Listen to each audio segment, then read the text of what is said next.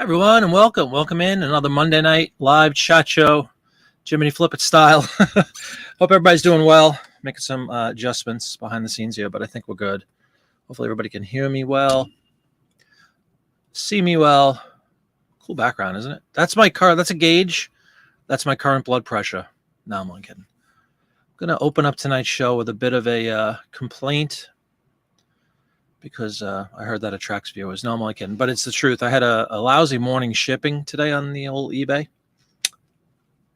Bartamania, welcome aboard. Hold on. Back from looks like a cruise, potentially. Here we go, as I wait for the comments to fill. Hey, salud. Welcome back, Bartamania. Good to see you. Hey, Lori, how you doing? Welcome. Yeah, I don't want to bring everybody down. I just had a bit of a fiasco trying to ship this morning, and I actually took screenshots this time. So if anybody's familiar with any of these errors, let me know. But we had a triple whammy this morning. Just on one order, trying to get it out the door. 3 crazy errors, which I will show everybody. I took screenshots of it. But I hope, other than that, I hope everybody's doing pretty well. Hope you had a good weekend. Hope your sales were up. We alluded to this on Friday, but I was trying all kinds of things. I have an ongoing sale with the print ads right now, 33% off through Labor Day weekend. So that's still, 2 weeks? What else did I do? I did something else, and I can't remember right now. Can't remember.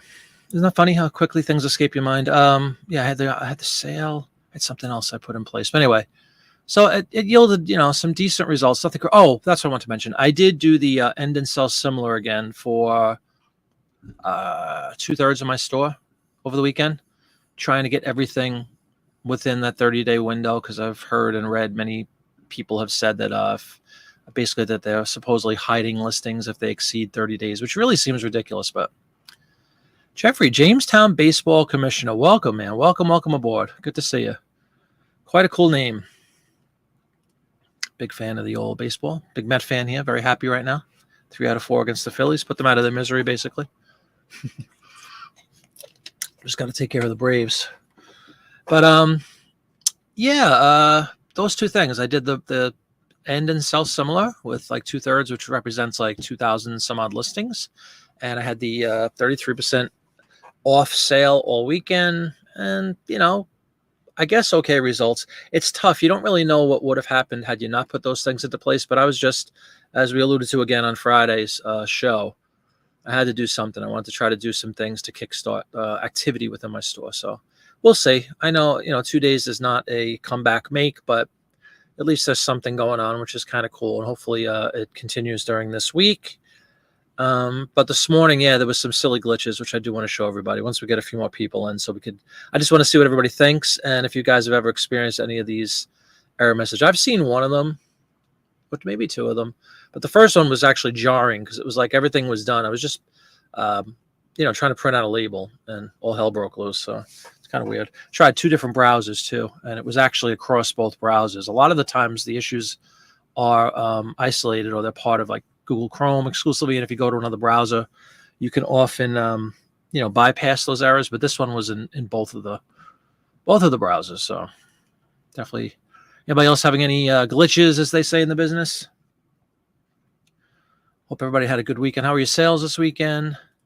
I'll be doing a whatnot on Wednesday. I'm excited. I'm going to try to definitely stick with the Wednesday evening at 6 o'clock time slot for now anyway, and just be consistent with that, at least on a weekly basis. And then maybe we'll work on adding another day. But I had a nice time last Wednesday, and it was a very good time, because there are a lot of other people, friends of the channel too, that have shows on Wednesday nights, and I don't want to step on them. So by doing it at 6-ish or so, most people are home from work, at least East Coast, and I'm not going to go too deeply into somebody else's YouTube channel or show. You don't want to say glitches, because you might jinx it. Yeah, I know, and it's funny. I hadn't had any in a while, Lori. Like, a while meaning a couple of days, but this one was, like I said, it was kind of alarming, because it was across 2 different browsers, and it was just some funky 3 different messages, just so you know, on the same error.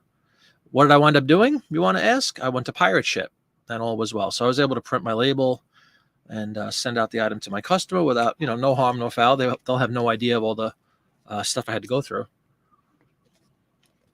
But it was crazy. It was crazy. Congratulations, Lord. Good. You got some up. I was listing some postcards. I picked up postcards over the Paperpalooza event, and I listed those. Oh, yeah. Thank goodness for pirate shippers, right? They have saved my hide a couple of times. Whenever there's a problem like that, I usually wind up I give it like 1 or 2 shots, and I'm like, right to pirate ship. And of course, the great thing, if anybody doesn't use pirate ship, it creates that tracking number and it puts it right into eBay. If you can import into pirate ship whatever you have outstanding to ship in eBay. It's a really nice feature, actually. So you don't have to go back, and not that it's a big hassle to copy and paste. It's not that big of a deal, but it's kind of cool that it auto populates that. It takes, one less step. And it works. Shockingly, it works. But yeah, I will show everybody. This one was just kind of weird to me.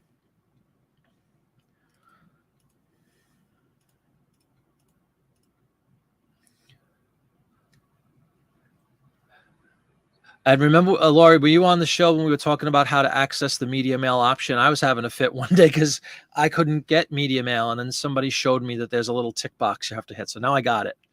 But yeah, I'm a big fan, Hey, Grant. Very cool. Welcome aboard. I'm glad to have you. You just created YouTube just to chat. Very cool. Well, thanks so much. And welcome aboard. We have one resident Canadian on every show, Dawn Wright, who I'm sure will be here momentarily. She's just waking up. We have Carl, the lazy reseller, also out of Canada, who makes appearances now and then. Who else? Do we have any other Canadians? Those are your 2 steady viewers. And now, Grant, you'll be the 3rd. And you said you've been watching. You just haven't created a YouTube account so you could chat. So, again, great to have you. Welcome. What do you sell, Grant? What are you into? Let everybody know. Yeah, it really is cool. Ansley, what's going on? Welcome to the chat. Yes, good to see you. Again, I'm trying to you never notice. I don't have any notes for these shows in case you didn't notice. I'm sure everybody notices. I just kind of wing it. But the 2 things I wanted to bring up is the weird glitch with shipping this morning. And the other thing I wanted to bring up is also shipping related, but nothing to do with eBay. It's Whatnot. I still have one order from Paperpalooza, which was over a week ago now, a week and 2 days. My day was Saturday. That has not been delivered to a customer. Everybody else got their stuff. Everybody else was happy. This poor lady, it still shows when you pull up the tracking number, it says that my post office is still processing it or something ridiculous. So I wrote a rather lengthy, apologetic kind of a comment. It's nice you can write comments directly or write messages, directly to your buyers, which is kind of cool. And she was great. She's like, thanks so much for checking in. I apologize. I said, I shipped it a week ago Monday. It really should be there. I promise I'll follow up. But that's the first time I've ever had an issue out of Whatnot. It's not Whatnot's fault either. It's the post office fault. But it's the first issue I've had with any shipments on a Whatnot purchase. So I'm going to definitely keep her in the loop. I also like the new feature they rolled out in Whatnot where you can see comments now, just like eBay sort of, where you can see an actual comment from somebody and what they rated you and all, of which Lori gave me one. Thank you very much, Lori. That popped up on my screen. I think it was yesterday. It was the first day I saw it. You are from Jamestown, Rhode Island. Oh, cool. Big supporter of everybody's channel. Great. Great to have you. If you've seen me before, Jeffrey, you'll know I'm in a band, and one of my favorite places in the world to play is up in Newport, Rhode Island. We play a club up there all the time. Absolutely beautiful. So I'm a big fan of the area. Vent away. No, I'm not going to really vent. I just want to show everybody, like I said, in case you guys have experienced it before or you might experience it in the future. So I'll pull that up. I'll show everybody. It's not that big of a deal, but it was all on one lousy order that I was trying to ship out. So without any further ado, let's pull up a screen. I'll show you what happened. You did generic ones because there was so many. Yeah, that's okay, but I appreciate it very much. You didn't have to take the time, and you did, and it's greatly appreciated. So I have two written comments so far posted. Share. Let's see if we could do this. I have 3 screens to share. We'll do one at a time, obviously. Hopefully I set this up correctly. Yes, I did. All right, here's the initial, picture the scene. We're all eBay sellers pretty much, right? You go in, yada, yada, yada. You put in your dimensions, you put in your weight, you hit ship, get ready to print your label. I'm presented with this lovely red bar message. Something went wrong. We were not able to generate the label. Now, again, everything is already, please don't look at the guy's name. I just didn't feel like blocking it up. But if you're watching, welcome, Gary, and thank you for your purchase. Has nothing to do with Gary. So anyway, it was a priority mail item, as you see, a cool little like liquid decanter. That's what it is. Anyway, so I go in to put it in. I have all my dimensions in, everything. Go to hit print. So right out of the gate, has anybody ever seen that? A big old red bar at the top that says something went wrong. We're not able to generate your label. Going to leave that up for a moment so everybody can give it a gander. Let me know if anyone has seen that one before. That was the first. And again, all 3 errors were on this one shipment. So it's not like it was across the board. It was just this one. So, of course, I go back in. This is just my own thing. I looked at the gentleman's address and everything. I made sure everything was good. It was, just wanted to see if it was something I was inputting incorrectly because I'd never been presented with that red banner before. I've had error messages, but that one just kind of jumped off the screen to me. I'm like, oh, no.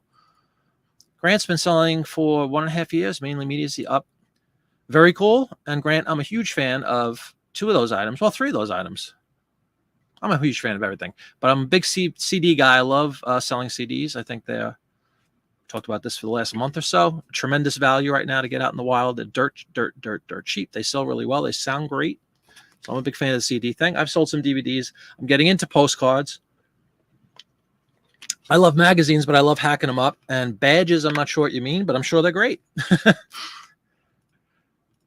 Hey, Rutan, what's up? It's happened to you is actually in your shipping labels, and I just did print again. Well, it's funny you say that. And by the way, Rutan, you left my other comment, I believe, on or feedback on whatnot. So thank you very much. Funny you should mention all I did was print it again. Well, you see. So everybody got their nope, you haven't. You do eBay on mobile. Oh, okay. You even ship on mobile? I wouldn't even know how to do that. But anyway, all right. So there's step 1, okay, in this adventure. So as Rutan says, it's happened to him. It was actually in my shipping labels, and you just did print again. Well, here's what happened next. I tried just that. And then I get this lovely, even more ominous message. Looks kind of like this. I don't know if you can. Let me see if I can make this a little bit bigger. It's too small. Hold on one second, guys. All right, we saw the first screenshot. Let's go on to this bad guy here. And this is basically just the top of I was using Google Chrome, but as you'll see in the next screenshot, I went to a different browser just to see if it was a Chrome related issue. Okay, so here's the second screenshot coming your way any minute now. I'm fumbling like 17 different screens here. All right, share. Yeah, we'll talk about the cruise in a minute. Hold on. I'm going on a cruise, by the way. We just booked a cruise. I'm excited. All right, here is number 2. So as Rutan for Relics said, hey, just go in and reprint it. Well, you see, I go to do that, and that's at the top of my browser. All black, upstream connect error or disconnect, reset before headers, reset reason, connection termination. What the bloody hell is going through my head, right? So at this point, everything else is working perfectly. It's not my own connectivity issues, despite the error message you see. It's not a router thing. Everything else is completely fine. It's just eBay. So I say enough of this. It's time to go on to Edge, the lousy replacement for Explorer that is pre-built into your Windows machines if you have Windows. So I said, all right. But anyway, that's kind of funky message again. And if you look at the URL there, ebay.com ship single. So it's still keeping my shipping.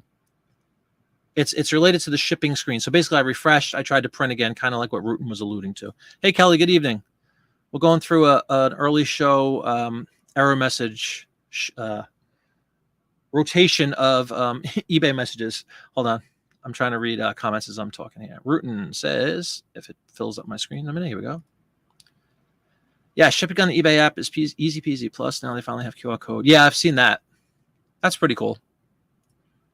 That's definitely an eBay issue. Probably a big update. Right. Exactly. And that's, well, you stole my thunder, but that's okay. It always seems like these sort of things precede an update or a push out or something on eBay. So I must have just been doing it at the wrong time. And further evidence is here. And again, hey, Kelly, I'm sorry if I think I said hello. But anyway, welcome. That's number 2, right? And then what I do is I say, let me go to a different browser. I select Edge. I also have Firefox, but I did Edge. It was the next thing up. And then I get this on Edge, which is, get rid of this one, put up the next one.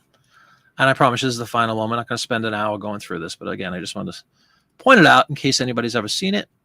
And then I get this one, which I think I have seen. And it's the mother of all Error message is, we know the whole sorry, it's not you. This is kind of a play on that. It's a little bit different, but it's the same concept. And here is what it looks like on my screen. Bam, something went wrong.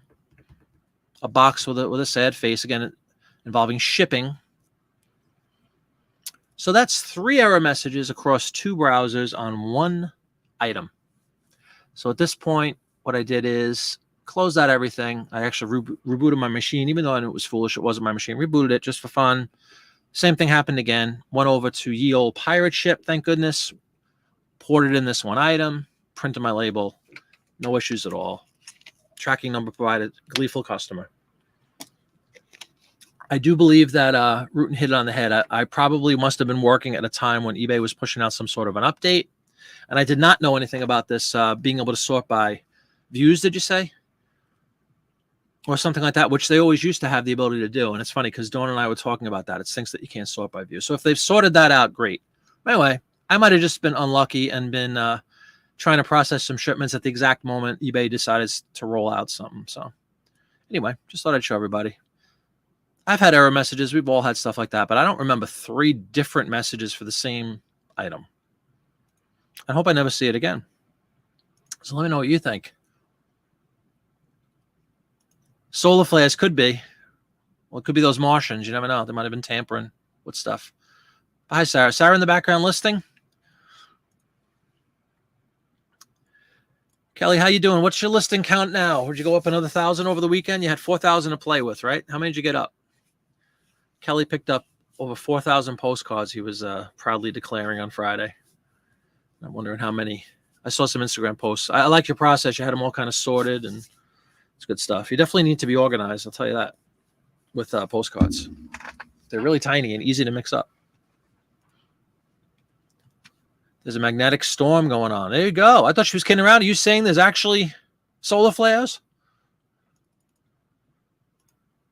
You know what? Let me check out what Rutan was saying. What can we sort by now?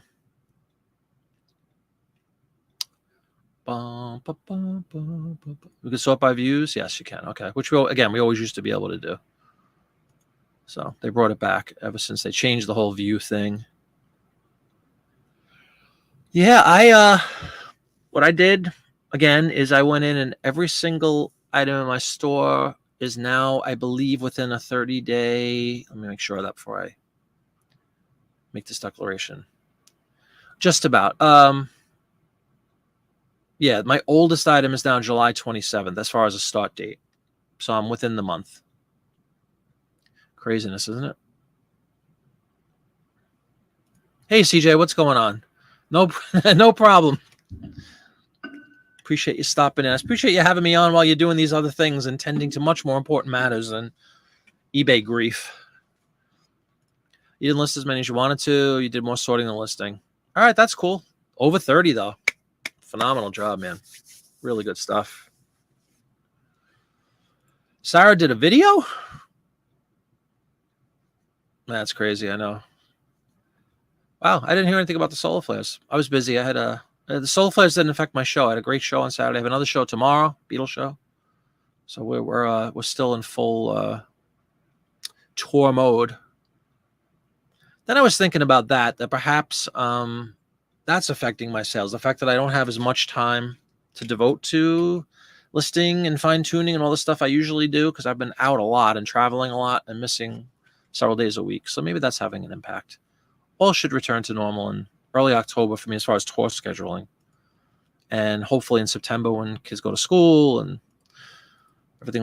After Labor Day is a traditional kind of wind down and people go, oh no, it's fall. Maybe they stop buying stuff and saying, oh, Christmas is only 3 months away now. Halloween's only 2 months away. Let's see. Starlink, past 3 nights. You've seen it? Wow. That's hysterical. Really? Guys are all talking astronomy. If you subscribe to that, some do not. I don't know. Anyways, it's cool to see. Cool. Asia, yeah. Hong Kong, people talk about that all the time. These Hong Kong photos, especially old ones, 20s and 30s, are supposedly very, very valuable.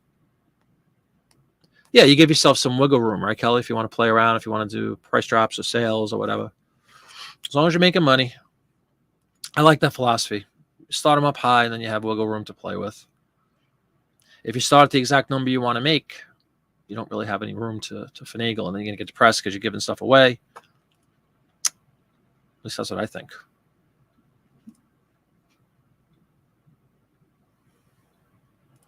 Mom Knows Treasures. Welcome, welcome. How you doing? Good to see you. So yeah, tell me a little bit, everybody. How you doing? What's going on? Outside of what I just started the show with the shipping stuff. Hey, Michelle, good evening to you. Welcome. Very, very good to see you as well. Any, tell me some good stuff. Let's hear some good stories. People like to hop on the negative. Let's hear a good story. You're not going to believe what I found in a treasure trunk in my attic. $15 million worth of photos, something like that. Anybody have a good story? Something they found over the weekend or something they sold over the weekend? Yes, you track what you do daily. Reminds me how many days I did none. Yeah, I know. That's what I'm saying. I think, I always like to, I'm one to be that way. I'm not one, despite what you just saw with the 3 screenshots, because that was an error. I'm not one to blame others or blame systems most of the time. If things are going down, I take full responsibility. It's my product. It's my store, and I got to do something different. That's all. So that's what I tried to do over the weekend. I did, like I mentioned, 2/3 of my store, turned it around with the end and sell similar, and then I ran that sale. So we'll see what happens. Hopefully that'll yield good results. And then, of course, the ultimate fix is to list. Good stuff, though. Don't just list garbage. You found an estate sale this weekend with a Bridge-O-Rama. Got everything in my huge bag. Tallies, playing cards, cool pens, card table. That sounds like a lot of fun. Very cool, Sarah. Get out. How did they sell well, Rutan? Sealed 8-tracks are not something you're going to find every day. That's a good score. Yes, fellow mermaids.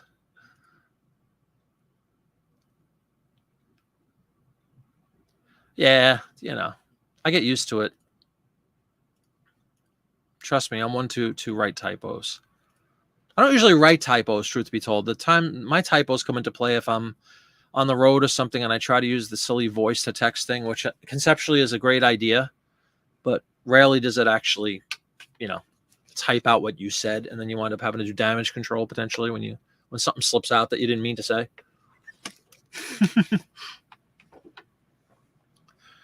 They sold quickly for $9. Okay, cool. I would have thought there'd be more, but that's still cool. Hopefully you got it for like $1. Hey, Lake Erie, what's up? Finally got some inventory better organized. eBay doesn't look like a tornado went through it anymore. See, I love that. That's something my wife and I, we're kind of in the middle, not in the middle. We're in the pre-stages of doing some renovations in our main bathroom. Master bathroom, that's the word I was looking for. In the master bathroom and little stuff. In fact, the guy that was just here like 2 minutes before I went on the show, giving us estimates and all that, and some kitchen work too. So along those lines, when she was down here earlier in the day, we were talking about that. We should restructure some of this stuff and make it easier. It never seems to work, but conceptually, I want everything off the floor. Merchandise, inventory. I want it off the physical floor. It's not, that's a lofty goal because it's not in play right now. But that's one of my big silly goals. Get it all off the floor, get it onto a rack or whatever. We have tons of them. You got to shuffle around sometimes, but it would just make for such it would be a much easier work atmosphere. Getting around, not stubbing my toe on a milk crate, or especially when it's dark in the morning when I first come down. It's always like an obstacle course sometimes, and I hate that. I'm getting annoyed with it. My pleasure. Yeah, that is good stuff. Lori got something like that too. Included a ladies' home companion, which contained score sheets and sealed decks that had pictures of Nick. Oh, whoa! Are you the same one that was talking about the guy with no shirt on my my listing show Friday, Lori? You Nevada, California girls, I swear. Can't use the voice activate thing because it's not making up words. Yeah, exactly. Just make stuff up. Like I said, then you got to do damage control. No, I didn't say that. You were forced. You have that tornado problem. Yeah, exactly. Sometimes, it starts off, you make a little progress and then in comes whatever. And where does it go? Oh, put it on the floor. I'll get to it later, right? You're never going to get to it.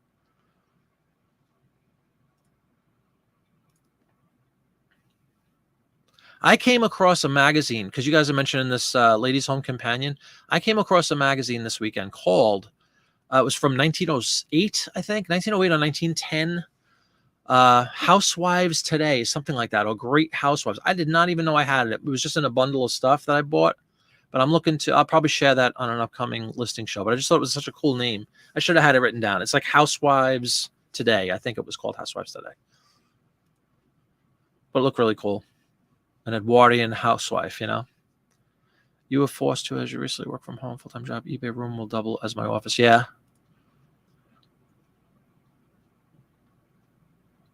Austrian tablecloths. That's cool. You just picked up some storage racks. Very good, Grant. Very good. I know. Hey, Nostalgia Picker, how you doing? Oh, thank you very much. Thank you very much. Beautiful. Rip them up, Nostalgia Picker. Rip them up. That's my motto. You know, everybody hawks their T-shirts. I'm going to get T-shirts that says "Rip it up" or something like that.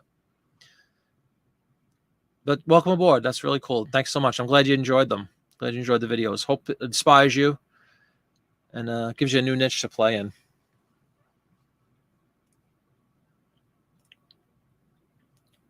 Rutan has to cut up a 52 Indy 500 program.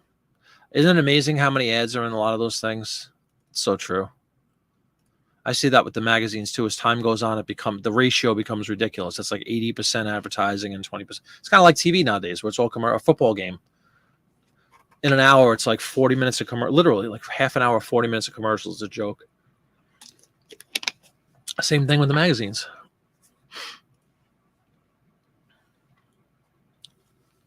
Thank you, Sarah. Sorry. I appreciate it. You went to your local antique mall this weekend and ran into Sunnyside Postcards. He's based in New York. Was up in Maine for the weekend. It was good to meet another postcard dealer. Yeah, that's really cool. Yeah, good luck. And again, if you have any questions, please feel free anytime. You can comment right on the videos. You can send me an email. I have a lot of people write me an email, which I love because it gives me a chance to really dive into. If somebody has a fairly detailed question or whatever, I can kind of dive into it. So send me an email anytime at jiminyflipit@gmail.com. Kelly watched my ad series. Did you really? You just watched for the first time? Thank you. Hope you enjoyed it. And please, if anybody thinks that I'm missing anything or requires more detail on any one of the 7 that I have up, or let me know. I keep it's one of those things. It doesn't have to be stuck at 7. I could make it a 10-part. It really depends on if anybody needs help in another area or wants to dive a little deeper. And I do have an elusive 8th. I just haven't recorded it yet, but I have ideas for an 8th video in the series that's really going to be basically about what a lot of people have mentioned. Like, what do you do with the other stuff, the carcass of the magazine once you've rampaged and ripped all the ads out? So I'm going to have a video all about that, what to do with the carcass and the articles and the other stuff. At least ideas, not what to do. It's not an instruction. It's just ideas and suggestions for you.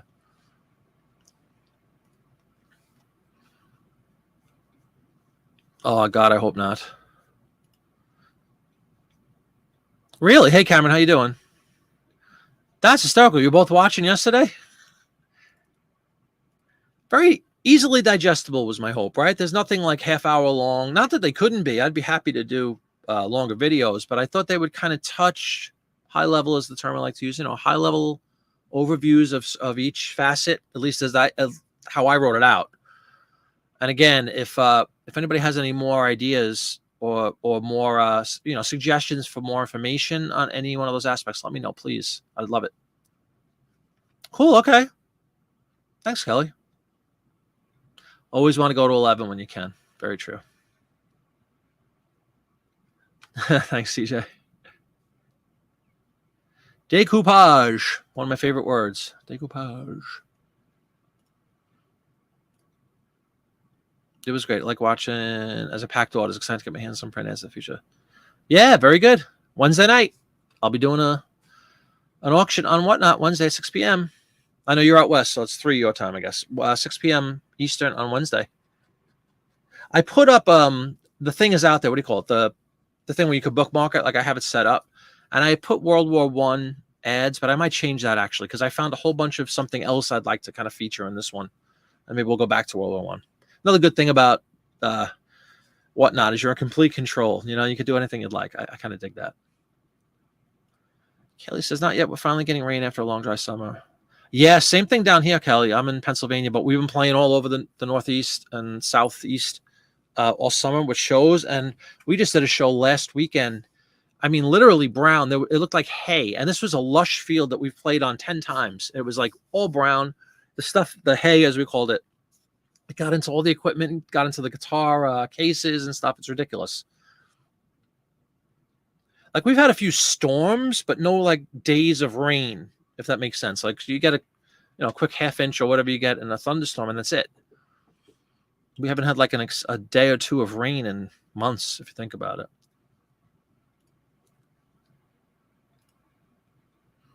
Everybody saying hi, hi, hi.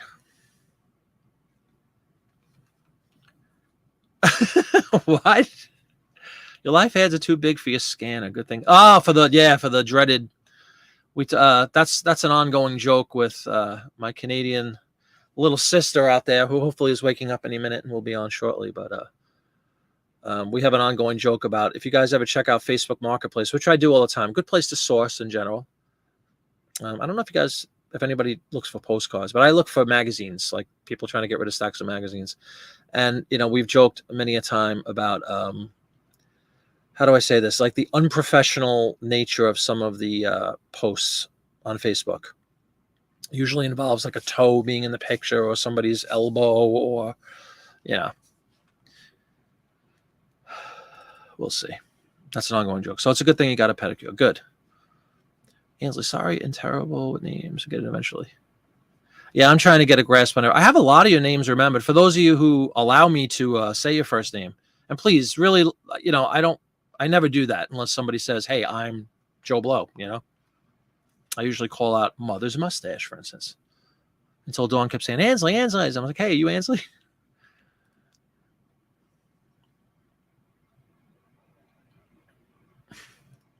That's terrible. Did you hear how they are restricting the celebs and Calabasas for using too much water? No, I did not.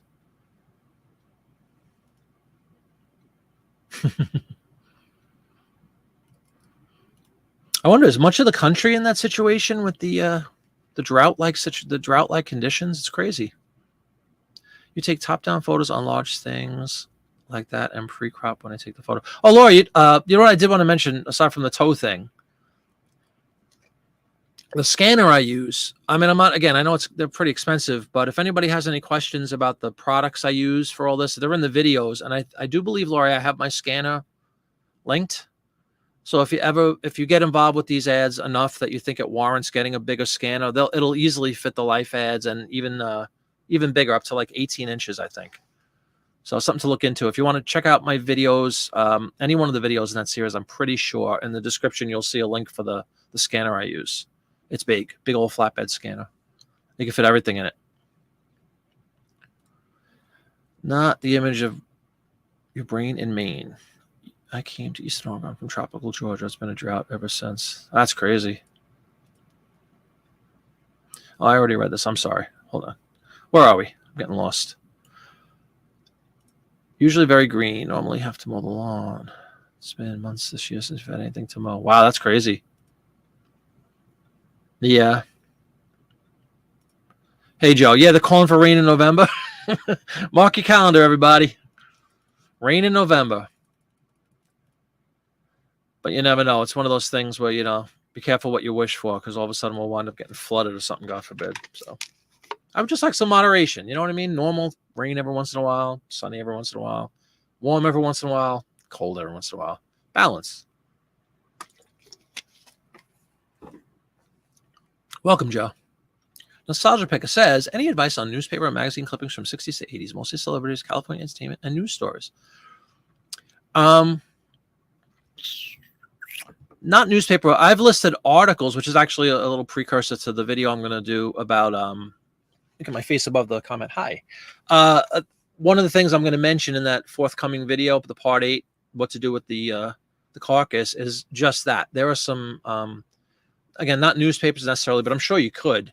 My thing is the magazines, and I will absolutely sell some of the articles, especially if they're celebrity related. I have an Elvis, like a 4-page Elvis article up for sale on my eBay store, because it's from like when he 55 or 56 when he first came out. You know, it's the new phenomenon Elvis, and it's really cool. So something like that, absolutely, I would put up. And I'm sure newspapers are similar. I don't know what California entertainment means specifically, like Hollywood stuff, I guess. But yeah, I'm a huge proponent of selling stuff like that, Nostalgia Picker. So I think you'd do well. No drought. You got 10 inches of rain, and you are in Texas, Michelle, right? As I try to remember everybody's name and location. I think she said she's in Texas. Your hubby wants to buy it. I told him we need to sell enough ads. Right. I totally agree with that. I didn't dive into that until I was doing it a couple years, you know, because I didn't know it existed, truth be told. I didn't realize there was one that big. But once, you know, exactly like Lori said, if you have the sales to justify the purchase and it becomes a tool for you, then absolutely go ahead and do it. I wouldn't jump in and spend $1,000 on all these different scanners and stuff and then say, wait a minute, I'm not selling anything. Go the other way around. Sell first. You could always pull a Lori and just do a shot from the sky with a good pedicure, and you'll be fine with that. And seriously, you can even crop them. You know, take the pictures on your phone and then download it to a computer and just crop them. Crop out the toes or crop out, you know, clothing on hanging on a line or whatever you got to do, and try to. You can also usually straighten the image sometimes because it's difficult if you're facing down to keep it really straight. You think you're straight until you put it up and you realize, whoa, it's askew a little bit. So you can use like straightening, all free tools, photo what's the word? Photo apps.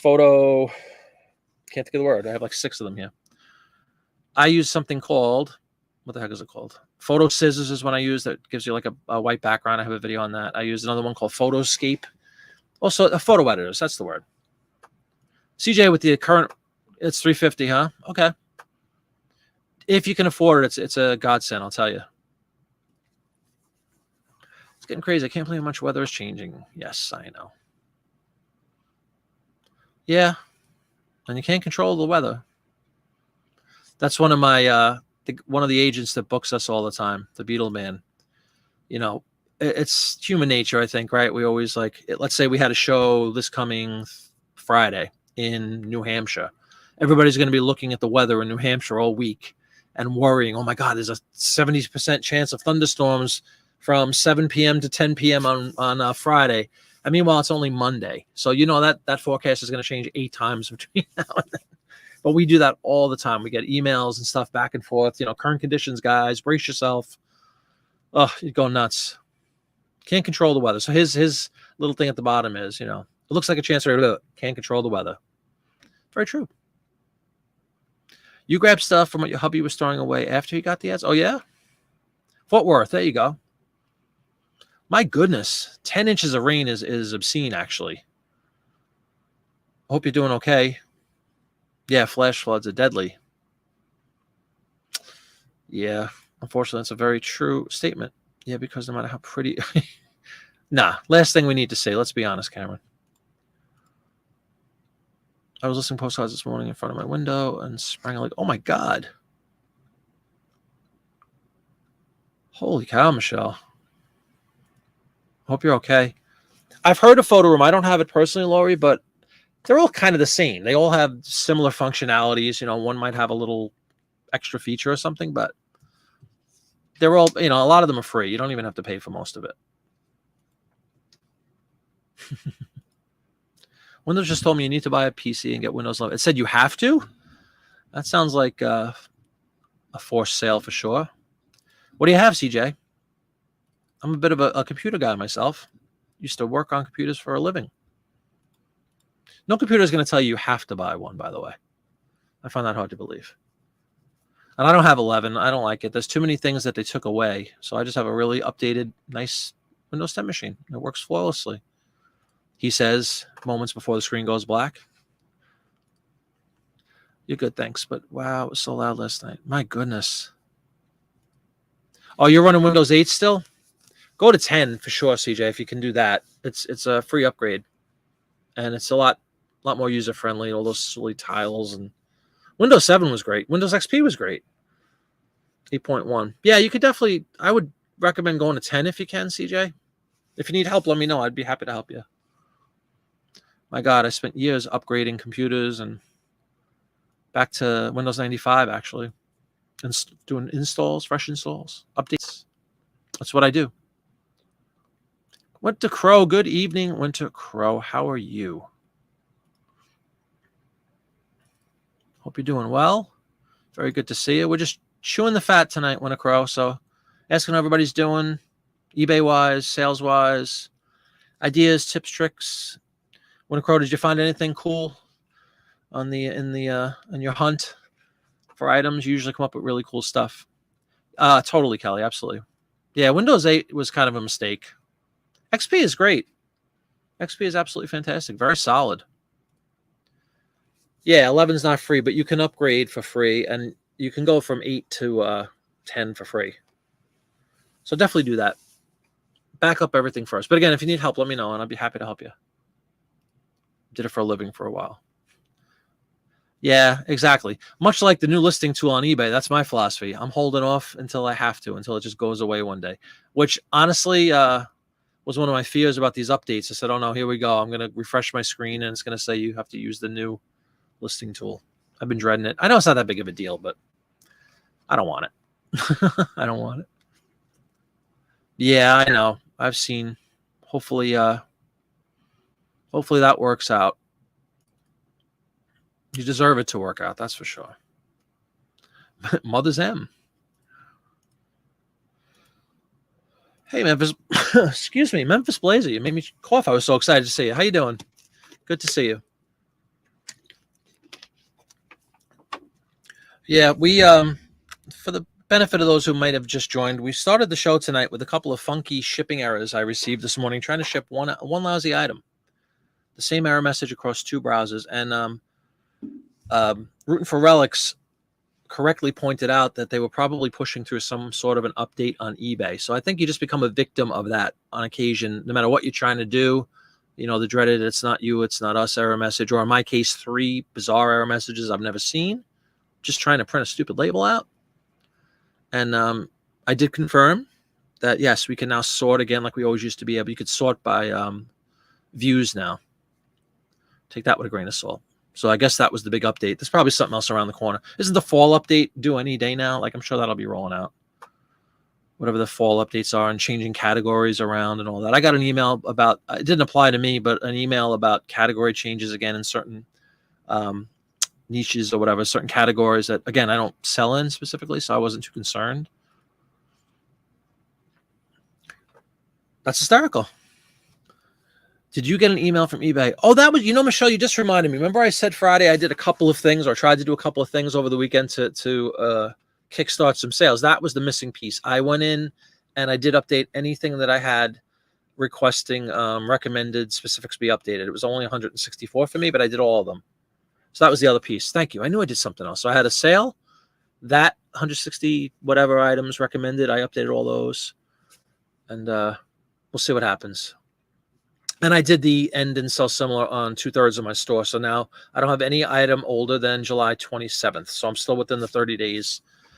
And then I guess it just seems like such ridiculous. I don't know. It seems completely ridiculous that you have to go in and do this, but apparently you do. So the 27th to 28th, I'll probably end and sell similar, whatever is left from that July 27th date. Try to keep everything within a 30-day window. Hey, Cameron. Creature habit. Do not like when things change. Yeah, I know. Well, need a new phone. Uh-oh. You can't see a paycheck statement or scan QR because my phone is old.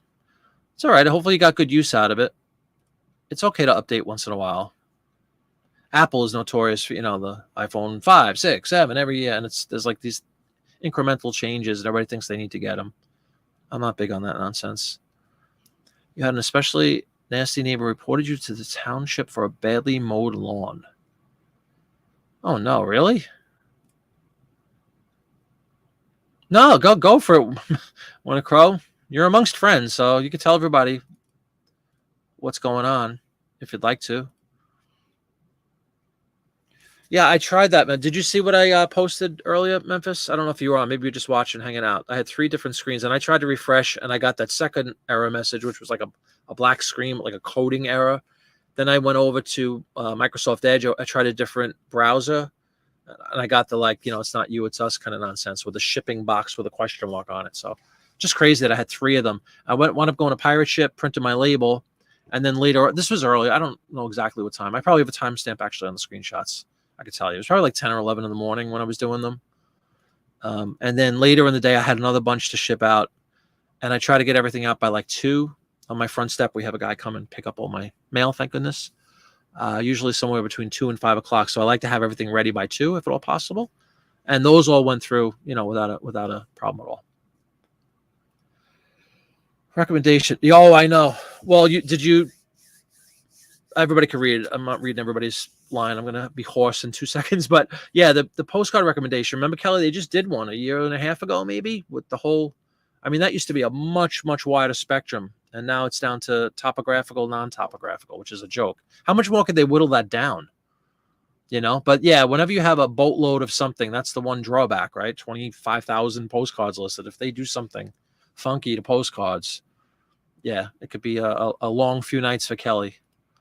Same with me with the not 28,000, but a couple of thousand with the ads. That would be detrimental for sure. If they change everything from collectibles, advertisement, and then all those separate things into like 1 or 2 categories, my God, I'd be scrambling. You started with 8,000. Holy cow. And you cut that in half.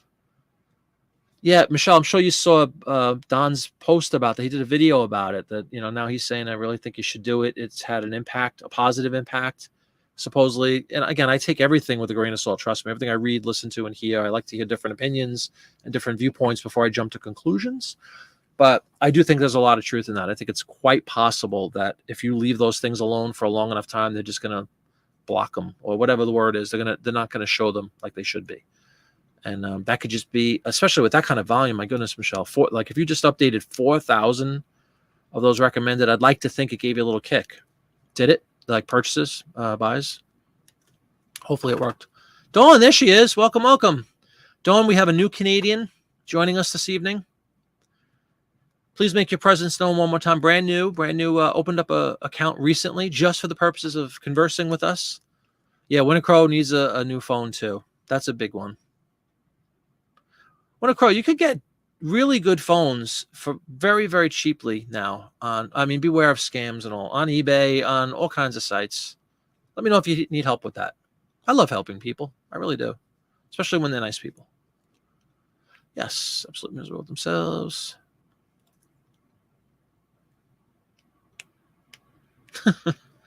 Hey, what are you going to do? Yep, Dawn is here. Time to up your game, everybody. We got Dawn here. And she's watching and she's listening. Hold on.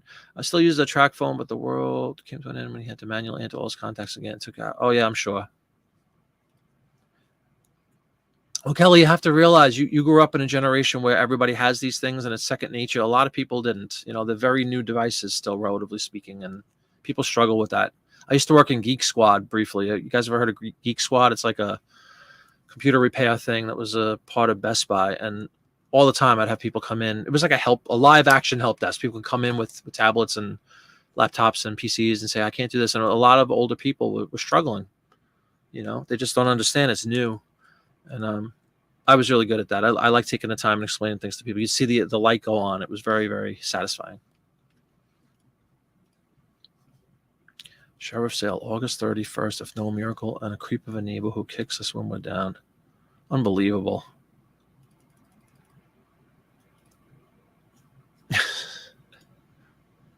Yes, patience is indeed a virtue, isn't it, Kelly? Yeah, you don't see many of those. On the plus side, total stranger came up the street, came by and mowed my lawn and the elderly couple's lawn. That's a beautiful thing. Yeah, I really think there's a lot to be said for the whole, listings being buried thing. I don't know why they would do that. I guess it's like a punishment for not adhering to their advice. You know what? Then make it all mandatory. Don't make it that it's an optional or recommended specific. Make it mandatory, which would stink, but you wouldn't have to deal with any of this nonsense. The fact that they put this little thing in, well, we recommend you don't really have to, but if you don't do it, we're not going to show you listings. Just make them all mandatory. You're going to see an announcement in 2 days. eBay updates specifics. They're all mandatory. And Kelly's going to kill me because there's like 27,000 specifics on postcards, half of which don't have any bearing. You did see something where they changed the categories. They will auto-select one for you that closely matches what you have listed. No, I definitely wouldn't trust them. And imagine the task, Kelly. If you thought showing somebody how to work a phone was difficult, imagine going into 30,000 listings one by one to make sure eBay put it in the right category or the new revised one. That's a nightmare. Talk about wasting time, which is money. That was kind. You're selling something. Yes, there you go. Thank you, Michelle. Kind of proves it to a point. Everybody, welcome Dawn in. They did that with your pinup postcards. They put them under the wrong category, so you had to use. Oh my goodness, yeah. Just create. It's like busy work. Just creating mindless busy work for everybody. That drives me nuts. Hey, Puddings, welcome. 11,000, huh? I'm gonna venture. Were they all postcards, Puddings? And if they were, what would the big you too, Kelly, like when you guys have a boatload of specifics, and Michelle, I guess you must have had a whole bunch of different items, right? Do you remember like vaguely, like was there any consistency as far as what they were asking for? Like with all of my records, one of the thing was it said features, right? And it was a drop down, and the one I wound up picking on almost everyone was original cover. That's it. And that was like the one that was in like 100 listings. Feature. I mean, how does that apply? It's a record. So they just get into ridiculous levels of detail. I don't know. We're waiting for. I want a new. I can't scroll all the way back to show you, Dawn. I'm hoping that they're going to rewrite. Excuse me. Oh no. Yeah, right. That's very funny, Winnie Crow. You said yes. It took me years to get to this point. Mission accomplished. Oh my God, 300 hours, 60,000 specifics. Another question out there for everybody, because I had such a wee sample compared. My God, I had 164. There were certainly ones that like literally had no bearing at all. And if I couldn't put NA in, I would just wind up picking something that made no sense just to satisfy them. Like a lot of, is anybody out here a comic guy or gal? Because I'm not a comic guy or gal, but I do find myself selling a few comics. It's all from, I think I've talked about this. My wife used to like the Buffy show, and she was in the fan club and stuff. So she got all these Buffy, Vampire Slayer, whatever it's called, comics. And I had a bunch listed. I sold some, Allie's Closet. Allie bought some. She was a big fan too. So anyway, on those, like I'd get all these new specifics that came up, and it was like grading company or something and grade. They're not graded. And one of the options was not graded. So I wound up just filling in some company because I couldn't put NA. You had to put in like one of 3 grading companies or something. Again, I know nothing about these comics, So whatever. So I just put something to satisfy it and get rid of it. But what I try to do is if I do try, obviously, to add something like that feature thing in records. If it said original cover and it applied, sure, I'll put that in and get rid of it. I'm not going to make stuff up, but a lot of the other stuff I'd put NA. If it says add custom value, I'd put NA if it truly didn't apply, and everything was fine. But there were those one-offs, like the comics really stuck out to me. I wound up picking a company I've never heard of just to get it through, I know it's still a thing, absolutely. But I don't know how like universal it is. Is it in Canada? Do they have Geek Squad in Canada? It was the only job I've ever had in retail in my life, and it was for 3 lousy months during Christmas, of course, October, November, December. So awful. I was trying to make a little extra cash right before I kind of got into eBay, actually. Oh, that is awesome. Your biggest weekend is tech? You mean weakness or weekend? Yeah, exactly, Lori. That's what I'm saying. She achieved the goal. I have, if it means anything to you, Michelle, I have something called an Epson ES400. It's right next to me. I could show you on the camera. It's just this little, again, it was probably like $300 when I bought it a couple years ago. I'm sure you can get like an aftermarket version for a lot cheaper. But it's a duplex scanner, and I'm looking at it right now to try to give you accurate dimensions. It goes from like A6. It goes from like a standard postcard all the way out to like an 8.5 by 11. And I use it for a lot of the print ads. If what's the magazine? Good Housekeeping, I believe, is in that smaller form factor. I throw those in there without any issues. It's blazing fast. You know, you can tweak the DPI and make it. The higher your DPI, the longer it's going to take. But it does front and back, which is the name of the game with the postcards. Epson ES 400 is my guy, and I love it. So if you want to shop those, feel free. Your neighbor cut other people's grass now and then. That is cool. You ever see there's YouTube videos all about that all the time on my channel. I see something. It's always the same sort of a thing. You know, a cheesy thumbnail of somebody going like this with a guy mowing a lawn with like an electric beam around them, and my neighbor walked by and fixed my lawn for free. I wonder why that's a popular video. But it's a great, if it really happened to you, that's wonderful.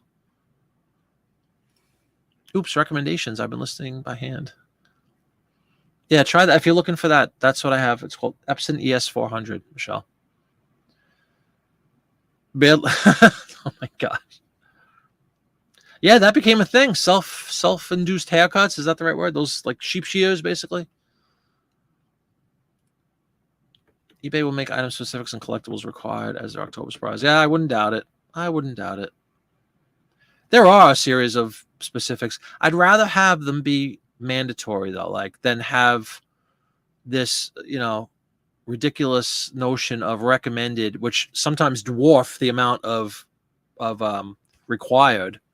And then they hold you basically hostage. You have to do them, even though they say you don't have to. Or if you don't, you're never going to get your items seen. Not cool. Just make them all mandatory. It would slow things down from a listing perspective, sure, but then you wouldn't have to worry, at least in theory, you wouldn't have to worry about those items being blocked out or not visible. You listed 6 historical plates, cool, the other day, and finally had a sale of vintage plush toy. Yay. Yeah, just because supposedly just by listing anything, it kind of it churns your store a little bit, and you might get activity on other items that you're not even listing. There we go. New Canadian is Grant Williams, correct. I wanted him to introduce himself, though. You have an older Epson DS 510. Okay. Yeah, again, mine's ES 400. ES 400. They all work pretty much the same. You cut his hair? Cool. It's always the date manufactured. 10,000 with postcards. That's a hefty number. Hey, how you doing, Mark? What's going on? Mark from SM Postcards out of Chicagoland with funny accents. Haha, I'm just kidding. Epson ES 500W for scanning postcards. Worth every dollar. I use it frequently. Cool. See? So you're getting lots of ideas here, Michelle. I'll tell you, there's definitely a trend here. It looks like everybody gets Epsons. When it comes to Duplex Scanner specifically. Recommended, right? You have to do what are the specifics that are mandatory for, or what is it called? Required for a postcard. Hold on. I happen to have a screen right here. There are some that are required. Let's go into a drafts on a postcard, shall we?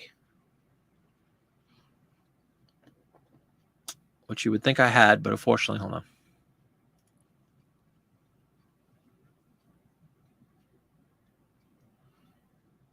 Yes, Rutan doesn't follow the pack, boys and girls. He forges his own path. With the Canon, that's cool. Yeah, I don't care what brand it is, as long as it works. I'm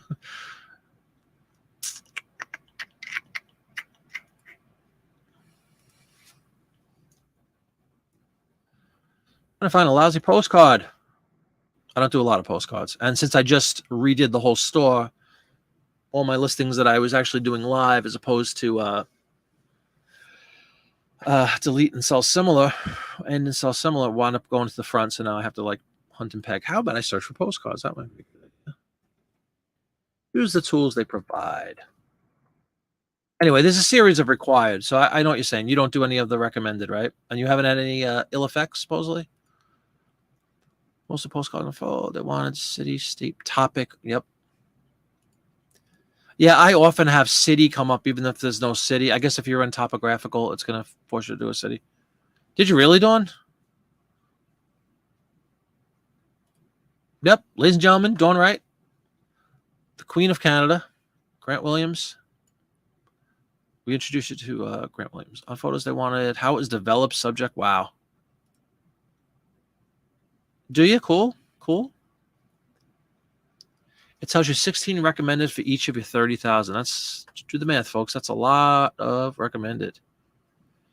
You can safely verify, yes, categories recommended from eBay are a farce. I edited every single one of our 3,500 listings a few months back for the shipping policies. The shipping was way off. Is that right? Categories recommended from eBay. You edited every single one of our 3,500 listings. But what does the shipping policy have to do with the recommended eBay category? You had shipping policies in place, right? Did you just apply it across the board? Explain, Sarah. I want more on that one. Here we go. It is a lot of wasted time. Exactly, Michelle. You've always cut your own hair. Wow, cool. Toronto. I've been to Toronto. Beautiful town. YYZ, as they say up there, which is always very funny.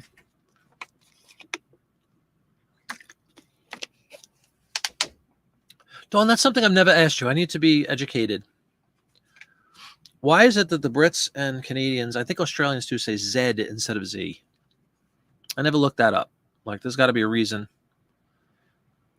8 inches, Sarah? Holy cow.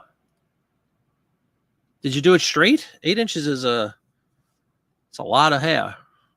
Suburbs of Toronto. Cool. That's what I have, Mother's Mustache. ES 400, baby. It's a great machine, isn't it? Would you agree? You were in the kitchen pressing orchids. That's a very sweet thing to be doing. Yep. 8 inches is a substantial amount of hair. Okay, cool. Oh my God, we're still on Geek Squad. I must be a mile behind too. It's 8:04, right? And then the chat's at 7:57. I'm getting there. Yeah, it did explode. It usually happens like that. Somebody starts a conversation and blah, blah, blah, we go nuts. That's cool. That's what a chat show is about, chatting, right? Oh my God, 4 months? Now again, Puddings, I ask you, I appeal to you, and I hope for you. Did this generate tons of new revenue for you by doing all these updates? I would have thought a tidal wave of activity would have been coming your way if you did that much work. Unnecessary, yet in a weird way, it is necessary work.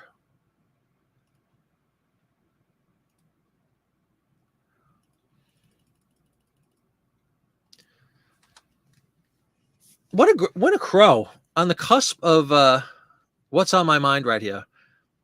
Great point. You know, I'm mired, much like my YouTube channel, mired with subscribers. I can't cross this threshold. I'm trying desperately.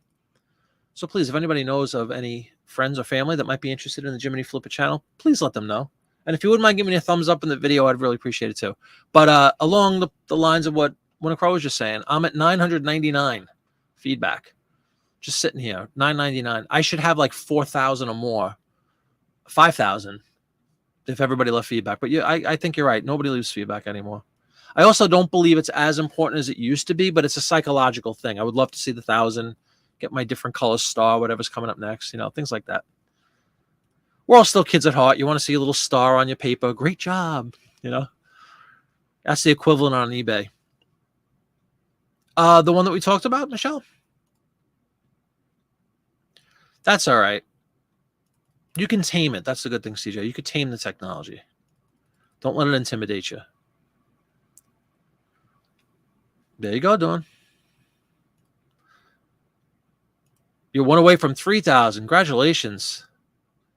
Yes, you do. And she left feedback on, which was just instituted, right? Like a week ago on Whatnot. I really appreciate that, Lori. I truly do. Yeah, When a Crow too. Really? Everybody has the S400. Cool. Shoulder length. Very nice. Yeah, I think everybody had the COVID hair for sure. Some of us had the COVID beards and the COVID, you know, whatever. Various other hairs out of control. Leave feedback, but buyers don't like. Yeah, I know. I always leave feedback as a seller, you know. Yeah, I'm proud of it too. That's good work. Like Yuri enjoys mowing the lawn. Would rather do that than clean toilets, yeah. I guess it depends on the size of your lawn and the filth in your toilet. The Flowbee, that's hysterical. Remember that with the vacuum?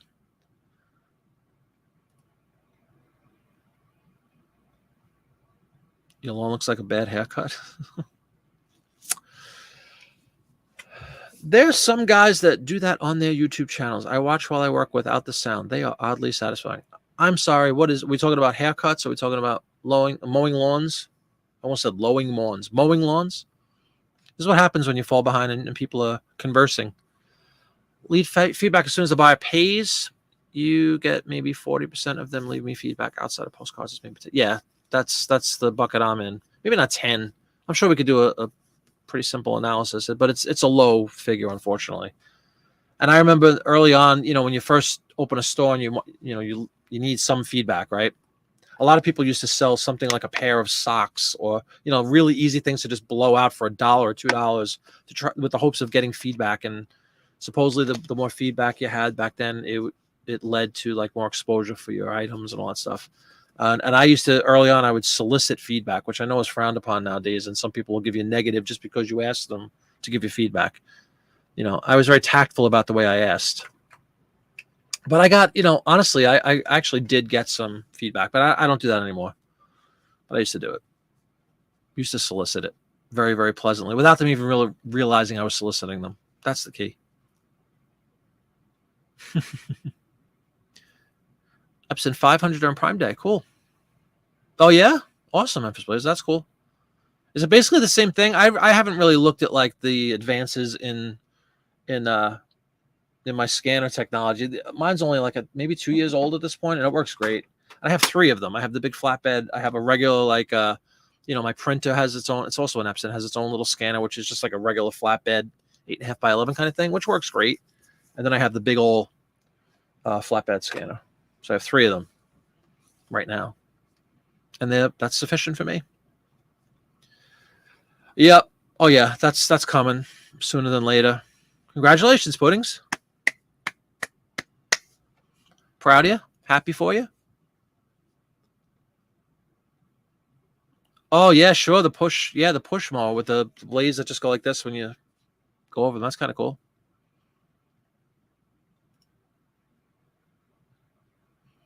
I'm always proud when people save money too. Yep.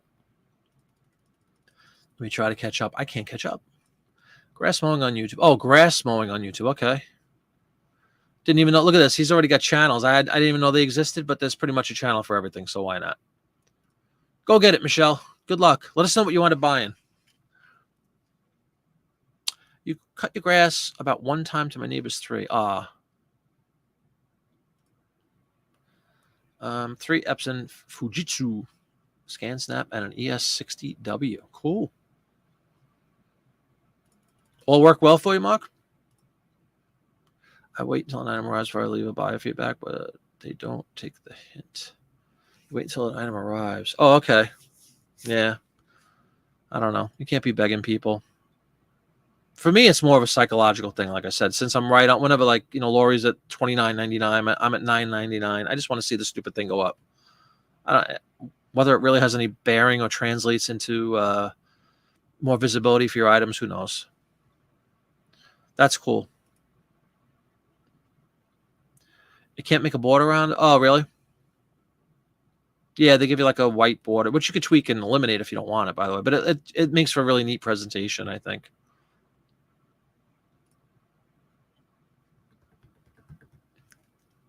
That's pretty true. One person says, hey, what do you have? That's probably a lot to that, Memphis. Really? There's no required? So you do nothing? You put a title and scan your card, and that's it? That may be a description. Gonna have to check out Kelly. Kelly, you bold enough to post your store in here? You might not be able to. Let me know if you'd like to post your eBay store. I'd be happy to help you push it out there. I'd love to check it out. because that makes listing ridiculously easy. If all you're doing is literally just scanning a picture and writing a title, that'll help you. No wonder you got 30,000 listings. No, I'm kidding.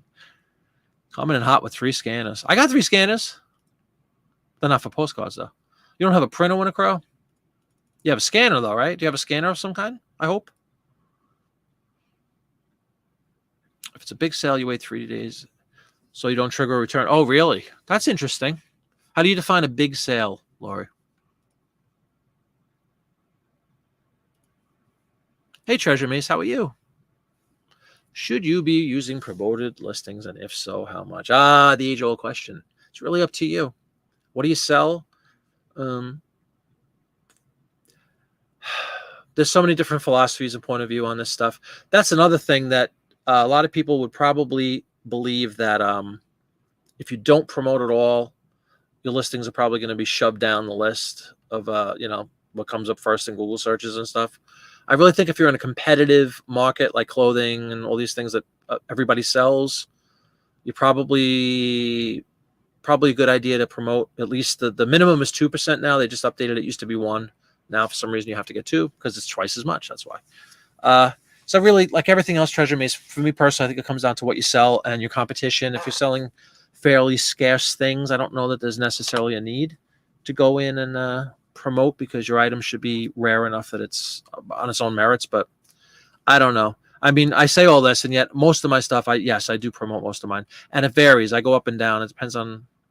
I try to tweak things all the time. There's several elements of a listing you can tweak. The price, the photos, this thing with the promoted. You can play around to try to just generate some more interest in your items. So yes, I personally do promote them. If you're just getting into this and you're curious, I would probably start at the 2% level and see if it gives you any, yields any results for you. And that might just give you the bump you need just by virtue of having a promoted item whereby you maybe didn't have them before. So, sorry, not really a very clear answer. It is up to you, though. There's some benefits, I guess. We show no wishes, of course. If they don't leave feedback, it's a guessing game. Yeah, I know. And then you have a knot in your stomach for a while on the big items. Sarah Dawn said she had a shipping policy issue. That's interesting. Before I got here, my boyfriend asked what I needed one for and research to decide on this one. Price always pays this. Yeah. Price is a decision in everything, isn't it?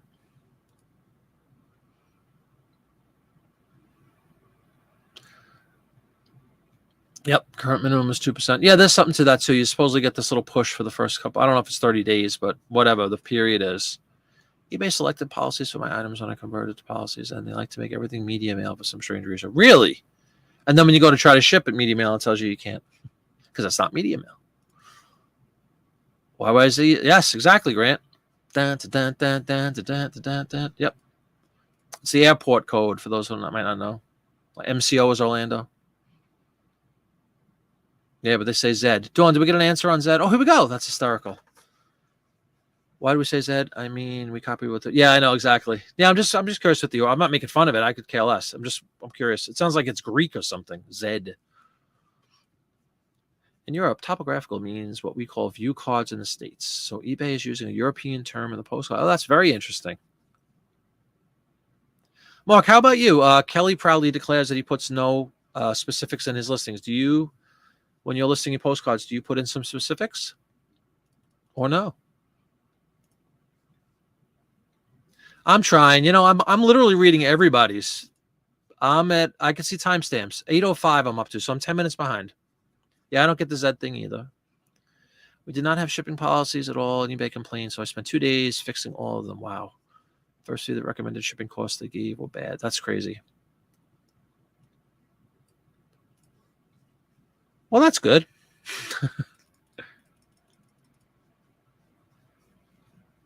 And it's 1:16 a.m. in England, so there.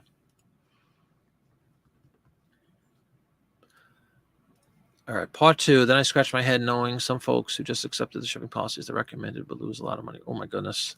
So how much time did you spend, Sarah, having to go in and fix all this nonsense? Picked up a little bit. You've been down the last 2 months. Oh, so this was a while ago you did all these. I thought it was pretty recent. It was a couple of months ago. Mark had 16,000 specifics to fix. And did you hear what? And I'm sorry, it might be down the line here because I know I'm 10 minutes behind in chat. But Kelly, who's a postcard guy as well, has like 30,000 listings, which is a significant amount, at least in my world. Says he does not ever put any specifics on a postcard, and apparently doesn't have any problems, which is great if it's true. Cameron, I'll go sub for my postcard channel tomorrow. Oh, thank you very much. Yeah, I'm almost at 800. I mean, I know it'll happen. It's just I don't want to sound over anxious or silly about it. It's just one of those things, you know. Kind of like my 1,000 feedback. I just want to hit the stupid number. And I can relax and not even think about it. Then I don't care at that point how many. I care, but I mean, I'm not going to obsess on, oh, I need 2,000 now and 5,000. I don't care. Just get me to 1,000. I'll be very happy. Jim, how you doing, Jim? All those postcards are non-topographical. There you go. So does that make it easier, maybe? Yeah, a lot of people say that, Mark. No news is good news. Same philosophy, right? Oh, thank you. Oh, that's your new name? Parker's Postcards. Cool. Thank you, sir. Appreciate it. Let's go sub to Parker's Postcards. That's a new channel for you? I will reciprocate right now, as a matter of fact. Hold on. Oh, and of course, what do? I log out by accident. Son of a... Hold the phone as you watch my quizzical face. Here we go. It should say, so-and-so just subscribed, shouldn't it? And I don't say anything about anybody subscribing. Well, anyway, when it comes up, Cameron, I'll go in and subscribe on your new channel, too. Thank you very much, so I appreciate it. Parker's Postcards, cool.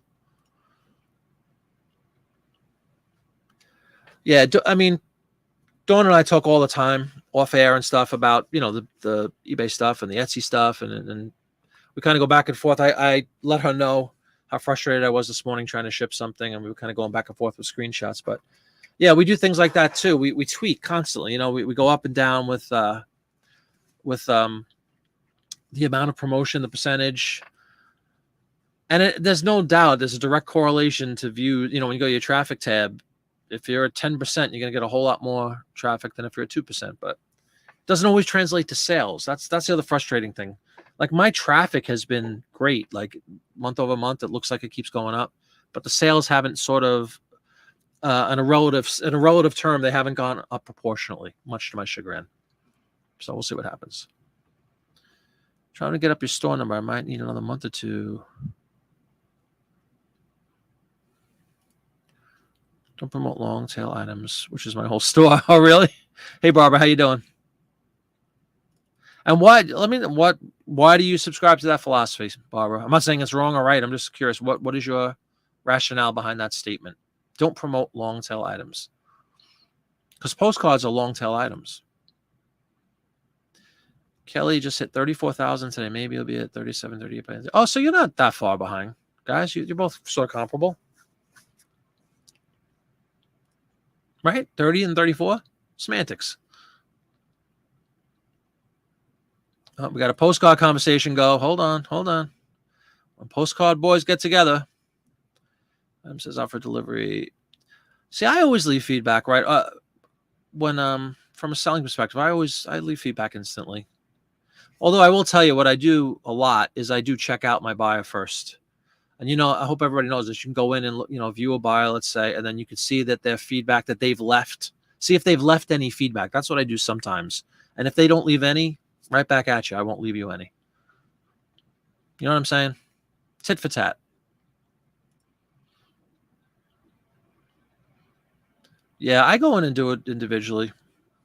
You didn't promote it first and then did it on a limited base. Yep. Made such a difference. You went and promoted your entire store. I get that.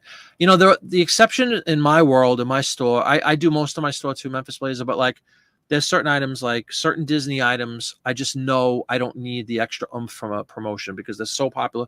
I have Beetle records for sale, mono Beetle records, which are worth a lot of money. I know I don't need to promote those because they're popular enough unto themselves. People will search all the time for Beetle records. But that's kind of the exception. Those really super... If you had an iPhone, let's say, that you wanted to sell, you don't need to promote that, you know? People will find your listing. They have bots that go out and search for the phones and all that stuff. It's almost time to choke, everybody. So let's get started. We're going generic roasted peanuts tonight. Try to get the protein going. In lieu of an actual dinner, we're having peanuts and water again tonight.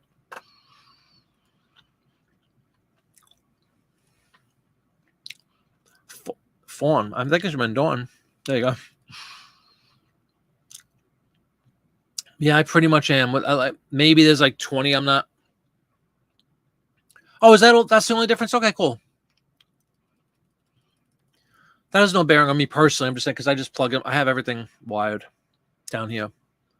But that's a nice option for people that want that. If you need to print it at like a printing station or something, a shipping station, excuse me. I'm sorry. Same with me. I'm trying to keep up, Dawn. You guys are just on a rampage here with the comments, which I love. Yeah, without question, I agree. It's you know, if you didn't, and the two hugest elements to me personally are the promotion piece, like Kelly says, and then the ability to send offers to watchers. How many of your purchases, Kelly, would you say come from offers to watchers? That's a whole bunch of mine. Yeah, I plug mine in too. Correct, Dawn.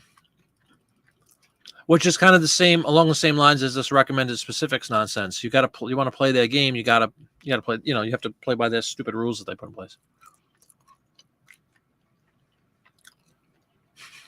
Thank you. Thanks, Dawn. Yeah, check it out, everybody. Very nice guy. I'm on Wednesday, Kelly. If you're looking for more ads, I'm going to be doing some more print ad auctions on whatnot on Wednesday night at 6.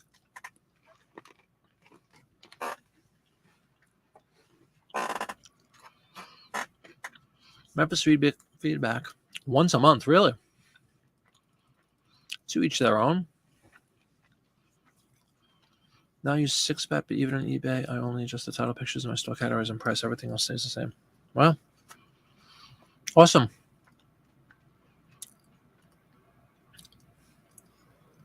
That I agree with totally. Sarah brings up a great point. Like I would even argue on the 10, but whatever you make your threshold, yeah. Then you're just giving stuff away. I mean, there's postcards I have up for $5 with free shipping. You promote it, you're gonna make like $3, you know.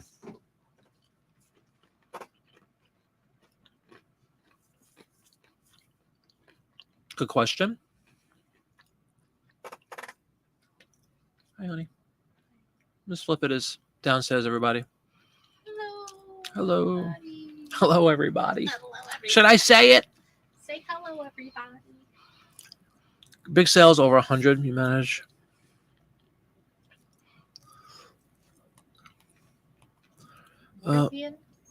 Consider a big sale. That's my blood pressure count, honey. Oh. Live on the air, blood pressure. And this is I have an idea. Uh-huh. Bing. Okay.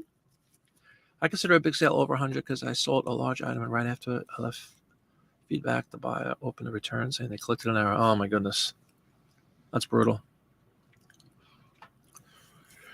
Averaging 50 items a day, and now I'm averaging 105 at the same time frame. Sub cost is 25 a month, so I have to sell 3 items. Yep. Yeah.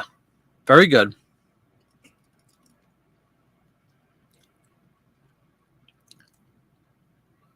I've never used any of those listing tools, third-party listing stuff. Yeah, if you were selling that much, you'd be in Popeye's world. On a whatnot, anyway. Popeye still proudly announces the fact that he's making like $1,000 a week on eBay and he hasn't listed since April. Just keeping that machine churning, you know. So that kind of flies in the face of the theory that you have to list to sell. I don't know. Unless maybe it just becomes a point if you have that many listings, if you have that 25, 30,000 level, whatever it is, you just have so many that the law of averages kicks in and you wind up selling stuff. He'd probably make 5 times that if he did list. But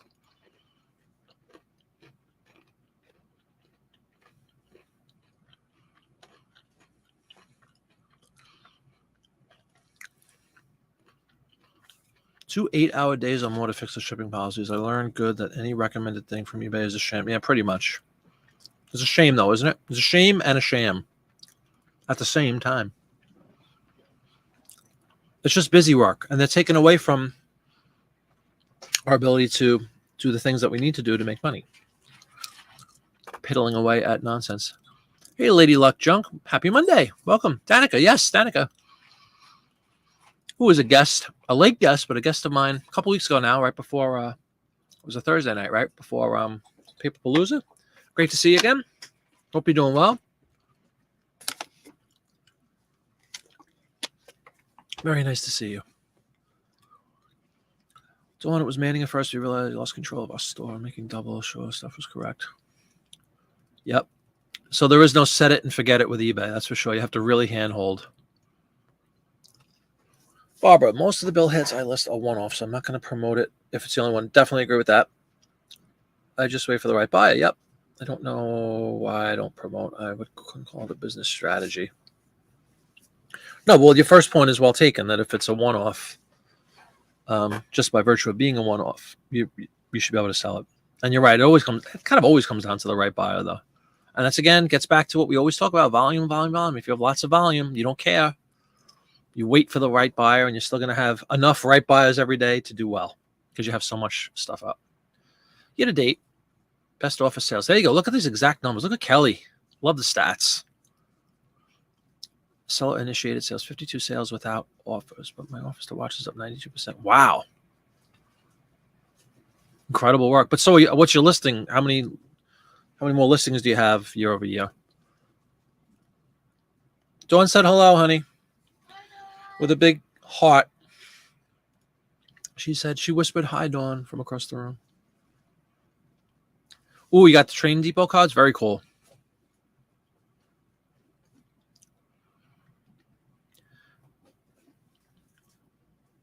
That's a cool little smile. What do you call it? A little icon you got there, Cameron, with the new one. It's like a guy with a ship or something, like a sailor. Looks kind of cool.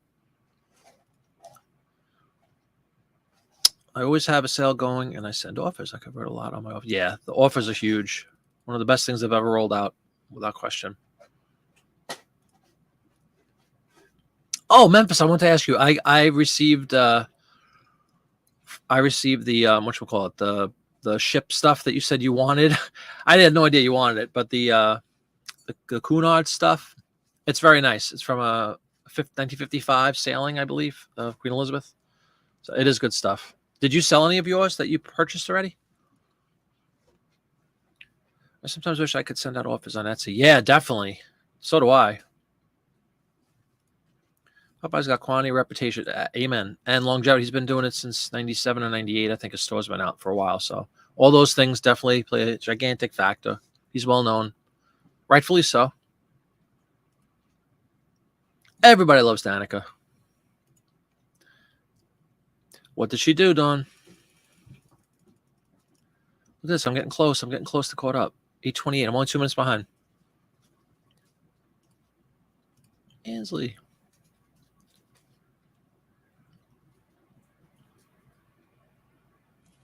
That's okay. These guys, if you don't mind sharing, I mean, it's just percentages. We're not asking for bucks, but I love that you keep all this information, Kelly. I think it's vital. Healthy. It takes a lot of the guesswork out of, what things, how things are doing, instead of just saying, my sales stink. You have specific numbers and strategies and things to employ to help yourself. You're welcome. It's from you guessed it, postcard. Oh, very cool. That hits on both points. Awesome. I like it. Jeepies, Jubilee, how you doing? Is there a way to send offers to a buyer if they aren't watching your item, just viewed it? eBay tells you when you can send an offer, GP. You can't just go in randomly and select who you want to send an offer to, unfortunately. I don't know if anybody's ever really gathered exactly what the criteria they use is for a view. For an offer to watcher. I don't know. Because I'll look down. I'm sure a lot of people have similar experiences. In fact, now that you could sort by these different fields, go into your store, anybody, and sort by watchers. And sometimes you'll have an item that has 15, 20 watches, but you can't send an offer on it. I don't get it. It could be the same person going back. I don't really know. But it's definitely a little odd. Cool. Yeah, I have a couple of menus, dinner and lunch, I think it was, and I have like a guest list and a couple of photos. The photos are really nice, real, they're not postcards, just actual photos, black and white photos.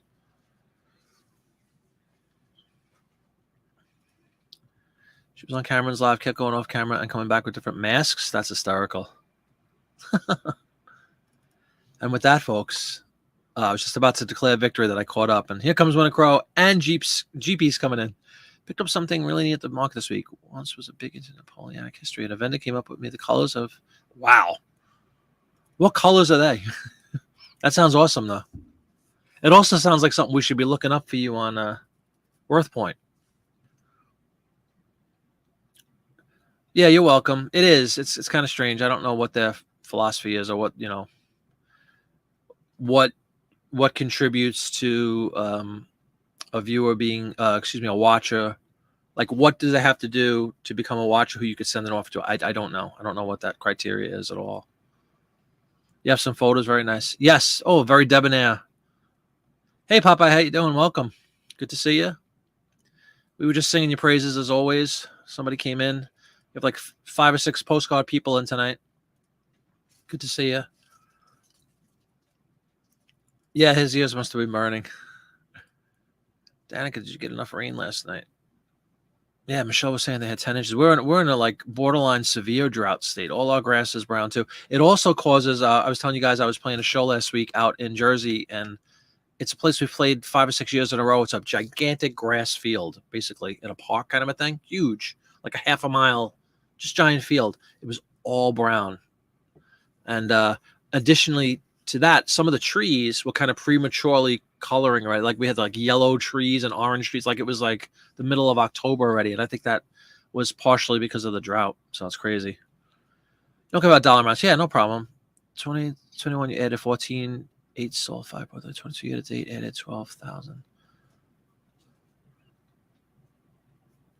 Beautiful, man. That's good stuff. Right, yes, but only in a positive light. You come up in all postcard conversations. I mean, it's inevitable. You should be used to that by now, right? Always good stuff, though. What is my pricing range on? It depends. Nostalgia Pack. It's not the size of the ad that matters, as they say. It's the content and the scarcity of it, the quality of it. So there's no like fixed price for a size for me anyway. If somebody else does something different, then good for them. But I base my pricing is real, and it's also part of my video series, by the way, pricing. But yeah, it really has no bearing the size of the ad. It's the content, it's the quality, like I said, it's the scarcity of the product, let's say, or the popularity of a product. That'll all determine, all kind of factor in. It's not just the size, the dimensions of the postcard. Excuse me, the print ad, not the postcard. See, I'm talking to so many postcards now. To me, real competition is the other sellers' listings. eBay is just a site I need to learn and manage. Very, very true. It's like a conduit. Exactly. Well said, Mark. Hey, Eric, how you doing? Welcome, welcome, welcome, man. Rock and roll. Where's your better half? Out there painting the shed still? You guys got to get that thing open. I'm waiting for this huge reveal. In fact, it sounds like a video she should have, but I expect a big video all about this long-awaited shed. No, trust me, we're not the only one. Everybody marvels at his collection of postcards. That's for sure. And I'm not even a postcard guy at all.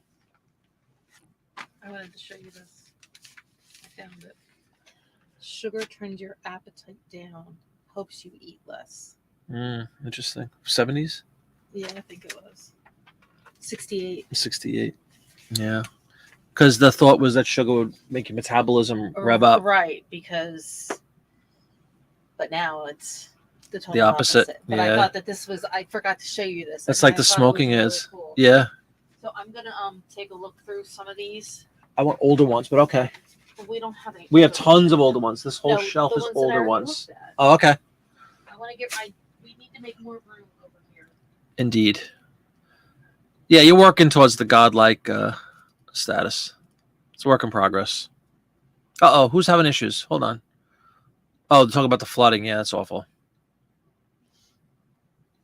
Yeah, Kelly is a man possessed. Yeah, it's a good thing. He knows his numbers, right? Dimensions. Want to grow dimensions of print ads don't matter, and that is a truism.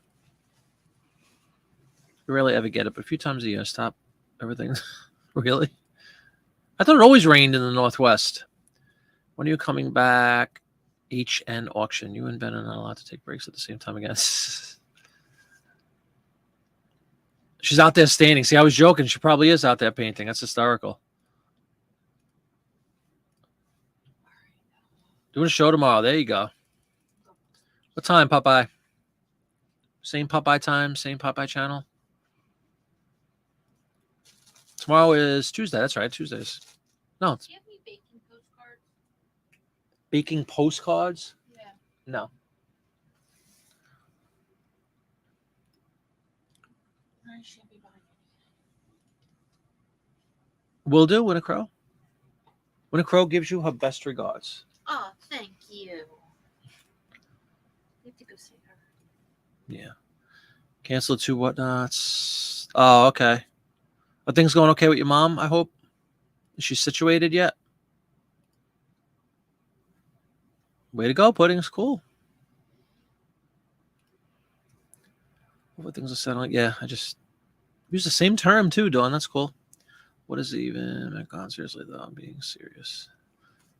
8 p.m. Tuesdays. There you go. Mass quantities. Nice. They get this out of my house auction. Give me a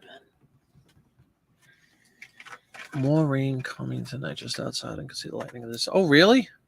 We haven't had any rain when a crow at all. Well, yeah, it did. It rained last night a little bit, right? It's pouring. Oh, is it pouring right now? Apparently it's pouring now. I haven't looked out the window in 2 hours, so apparently it's pouring as we speak. It says mostly cloudy, but you're saying it's pouring?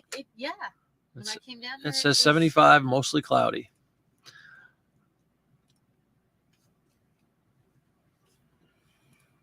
Kelly, seriously, man, I love the fact that you keep such accurate records and all that stuff, and you're a man about the numbers. That's good stuff.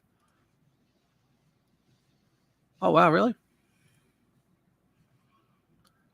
Going through getting a house. Yeah, sure. A lot of work. A lot of elbow grease, right? Hopefully you got the kids. I know you have at least, what, one daughter? I don't know how many kids you have, but get them involved. Let them help you. It's one of the fringe benefits.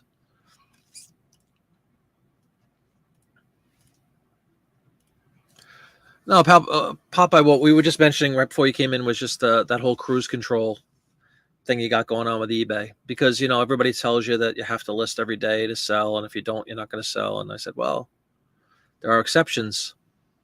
You being definitely one of them. That's kind of where we were, and then to Popeye.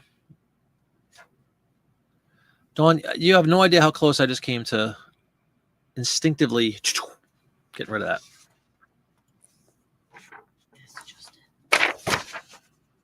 Okay. Bye, Dawn.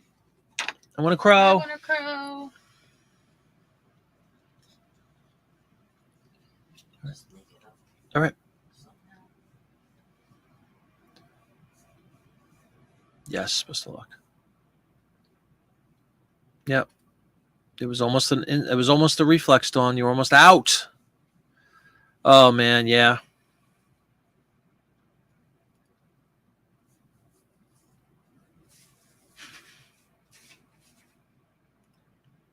Oh, now she's doing multiple, trying to tempt me to think that it's one of these crazy people. Guys are just silly.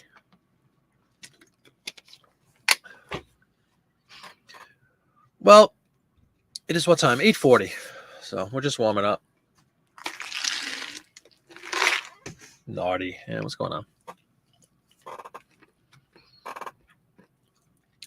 Well, earlier in the show, we had I was talking about my shipping thing this morning. And I'm rooting for Relics. Said that they pushed out an update whereby we can sort again by was it viewers? I guess it was viewers, right? Which again we always were able to. It was taken away. Now it's back. Anybody else think that they're going to be doing any more changes as far as the interface on eBay? Like things like that. Like, what would you like to see? What other functionality would you guys like to see out there on eBay? Nothing to do with sales necessarily. Just like Kelly uses the spreadsheets. He's a numbers guy. Can anybody think of any other tools I'd like to see eBay roll out, or abilities that we could, whether it be like just the ability to search on certain things like that, like sort by certain fields, or it seems like during the course of a day I come up with 10 in my head. But now that I'm live on a show and I pose the question, I can't think of any. But that was definitely one, the ability to sort like that.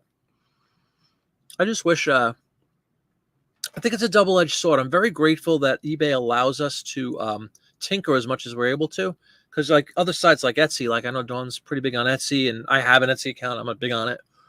But Etsy is kind of Etsy. They don't really give you a lot of wiggle room. There's not a lot to do. Granted, they don't have as many problems, quote unquote, but you can't like tailor things like you can on eBay. It's really malleable.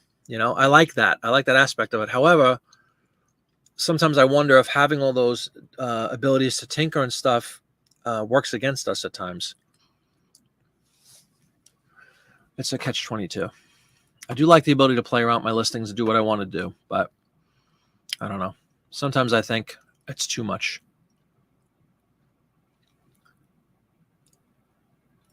Celebrity deaths in the news. It's been quiet in the world of death, hasn't it, Winnicrow? Recently, anyway. When I say recently, last few days. I mean, there was a flurry, like there always seems to be. With Olivia Newton-John was very sad. We talked about that a couple weeks ago. Thank you, CJ. I appreciate it, man. Hopefully, yeah, if you guys don't mind, I'd really appreciate that.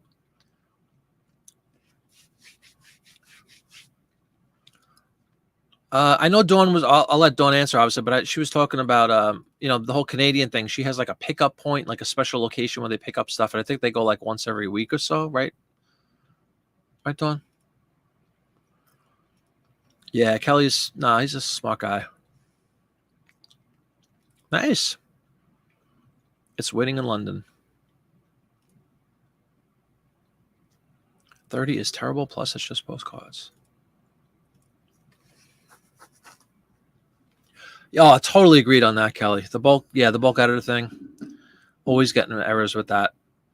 It happens often. If you guys do practice this whole end and sell similar thing once in a while, do you ever have that where you go into your, you end, you sell similar, then you go into your ended and you want to delete them, obviously. It'll say, are you sure you want to delete? Yes. Error. Are you sure you want to delete? I have to do it like 4 times, and eventually I just hit cancel and they disappear. Stupid things like that. And that's a consistent error too. That's not like a one-off thing. Like I experienced this morning was kind of a one-off. This is every time I use that bulk editor. So I totally agree with that, Kelly. Pain in the neck.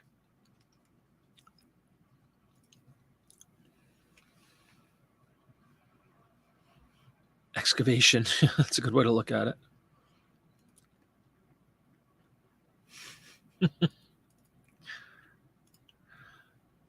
Yeah, the ability to see things more than I agree with that too. Absolutely. Automatic unique SKU adder. Like if I put B1 in the SKU field and then sell similar next one. Oh, that would be sweet. Adding a digit to it. It'd probably be tough to program that to like, or even give you more like your ability to change it any way you want, right? Like, I know what you're saying, but I'm not explaining it well, but I totally understand what you're saying. It should just be able to follow and add one to it, right? Or a letter to it or whatever. That would be cool. Yep, that's what I was just saying, Memphis Blazer. You're probably thinking the same thing as me. The ending works fine. At least for me, when I do it, the ending is no problem. It's one click. And are you sure? Yes. Boom, they're gone. The relist function most of the time works, but every once in a while, I'm sure everybody's had this too. You go to relist and, you could do 200 at a time, right? So let's say you relist to 200 and it'll give you some kind of message. 197 of the 200 have been relisted successfully. Do you want to fix errors? And of course, there's no error on the other 3. You just go in and like, I've learned that all I have to do is like hit one of the drop downs and select something and then go back to the original and it fixes it. So those are like nonsensical errors. Again, it's busy work. It's a waste of time. It'd be very nice if they didn't hide. Yeah. There's an enhancement for you. Don't make us go through hoops to sell stuff.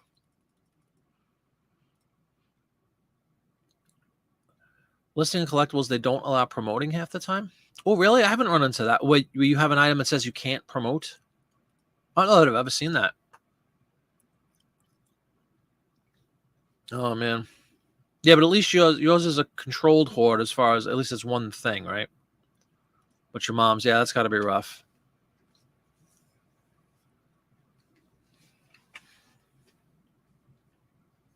Twice a week, okay. Eric picked up a whole container of. Oh, there you go. Seriously, love the war. Eric, did you see the show Friday? I apologize if you were in there. I did and there's many more to come, folks, including this Friday. But I did a listing show with a phenomenal issue, 1943 magazine, just chock full. Like we were saying earlier, 80% of the magazine is advertisements, and they are just killer ads. Love me the World War II stuff. Love it. Go look at your ended after that first delete era, and the changes will be there. You don't have to go. Yeah, exactly. That's true. You could just hit cancel right away, right? But it keeps prompting you to say, "Are you sure? Are you sure?" Try again. It's frustrating. Stupid. And it's an omnipresent error, as we say about it. It's an omnipresent error. Everybody gets the same error over and over and over. All your stuff came with a purpose, but not having a reenacting in years still have all. Not to mention various coffins, right, Winnicrow? Skeletal remains, I'm sure, of many a former recreator. No, I'm looking. It can be such an overwhelming point to the idea you try to go through and find stuff to save is just too much. Oh, yeah.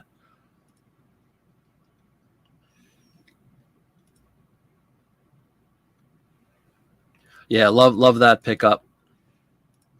Is it an assortment of magazines, Eric, or it's not like all life, right? It's like a mixture of different magazines.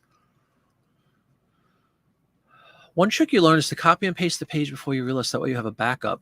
That's a cool idea. I haven't again, fingers crossed. Every time I say something, I'm afraid, but I've never lost. That's one of my big fears when you do a couple of thousand of these and sell similar things. Always afraid I'm gonna like get into a routine and plow through it, and error comes up. And oh my God, I just accidentally deleted 200, deleted 200 listings. But what I always do basically is I just look at that active number count. I see it go down by 200. I see it go back up by 200. And I literally write down 3,048, 3,000, you know what I mean? So I always make sure I come back to the number I started with, basically. And I do that with every 200. It's just, that's my own little fail safe. Because I do have a fear of that I'll accidentally delete stuff I didn't want to delete. You did not. Barbara is not promoting and doing and sell similar either. Oh, really? Okay. You're listing every day for about 8 months, sending offers. Beautiful. That's wonderful, Barbara. How many listings do you have? Just out of curiosity. And do you sell a myriad of products, or are you kind of honed in on a couple of specific things you like to sell? The coffins. Yeah, right. Exactly. You know, things you find around the house. Butter knife, you know. Sarcophagus, you know, right next to it. Funeral color. I actually think that's kind of cool, the funeral collection stuff. Slow and steady. There you go. That is awesome. So, Barbara, you haven't experienced, and this is a great thing. Kudos to you. You haven't experienced any, like, you're consistently going up month over month, or however you calculate it. You're consistently going up. You don't have downtrends.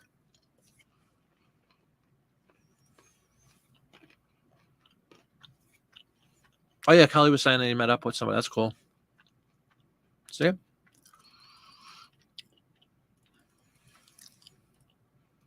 You never promote either? But again, seriously, Winnicott, you have some very unique stuff, right? So I agree with that totally. If you have some a one-off, as they say, or whatever, I probably wouldn't promote it either. It's definitely more for common items. I think you're almost forced to promote. If you're selling, you know, a T-shirt, and there's 5 billion other T-shirts for sale, you probably have to promote. Although at that point, I don't understand it either. If everybody's promoting, what advantage do you have in promoting if everybody's doing the same thing? Somebody explain that to me. How are you getting a leg up if every one of your competition is doing the exact same thing? It comes down to the percentage probably at that point. Cool. Variety? Oh, sure. Outdoor life? Absolutely. Good luck, man. That's awesome. Have fun with that. Oh, man. 7,100. Impressive. Beautiful. That's what everybody does. Eventually, they niche down. Very happy for you, Barbara. That's fantastic. And you're consistent. You're trying to place them, but I can't. Wonder if I've ever met them in person.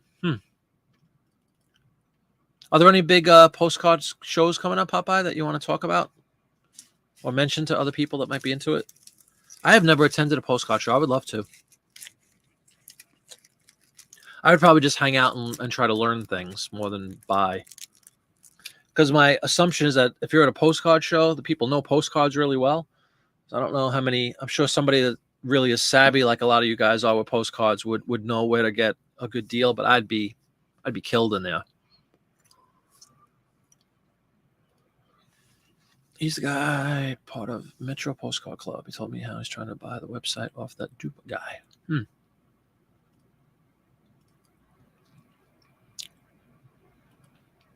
Few shows and bailed.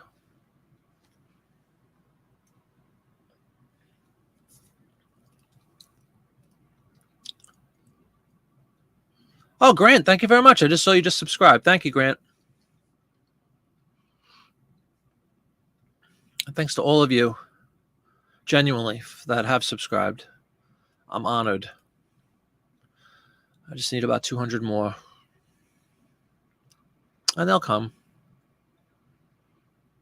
I'll give you a follow back right now, Grant.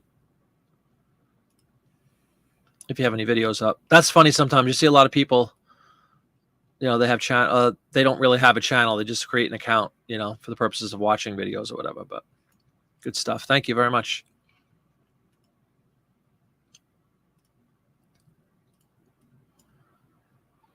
But yeah, I think we all kind of, everybody's idea was good about enhancements we'd like to see rolled out. Anybody think of the last time something went right with an update from from eBay's perspective? Like, has anybody been happy with something that they've rolled out that's new? Like, is there anybody that really likes this new listing tool? And again, when I say eBay, I'm only talking about the website because that's all I use personally. I know a lot of people use phones. I don't use the phone. I just use my website. So the website has all the functionality. The app is just like a poor man's version of the website, It's a watered down version, I should say. So all the functionalities, like, can you do end and sell similar on the phone? Probably not. Can you do mass updates? Probably not. But then again, those are the things that seem to have problems. So maybe there's a lot to be said for the app. Excuse me, I keep dropping stuff. Holy cow. So I caught up in the chat now. I'm on to you guys. Everything that has multiple similar listed, like the pre-store place I mentioned recently listed. I don't promote, but I try to offer slide. Oh, okay, that's cool. They call that undercutting in my industries or music. Beautiful, man. Beautiful, beautiful. Less than $1 is a great price. Yep, exactly. It always comes down to that. We could really boil down all these, 1,000 different resellers, shows, and everything. It always comes down to, it depends on what you sell, and the right person has to be online. Thank you, ladies and gentlemen. I mean, that's it. That's it. Depends on what you sell. That's how successful you're going to be. What do you sell? How many do you have up? Of course, you want good quality listings and all that stuff. Yes. But the right person's got to be online, and it depends on what you sell. That's all there is to it. And listing is a good thing. We should make a 10 commandments of eBay. Thou shalt list. 6 million listings with the word postcard. My God. Yeah, exactly, Mark. That's what I was saying. In certain things, where are you going to have a competitive edge if everybody's promoting or if everybody's... Exactly. That's what I'm saying. You have subscribers, Dawn? That's hysterical. I have a great idea that I'm not sure if I want to be the one to follow through with. I should go to a postcard show? Yeah.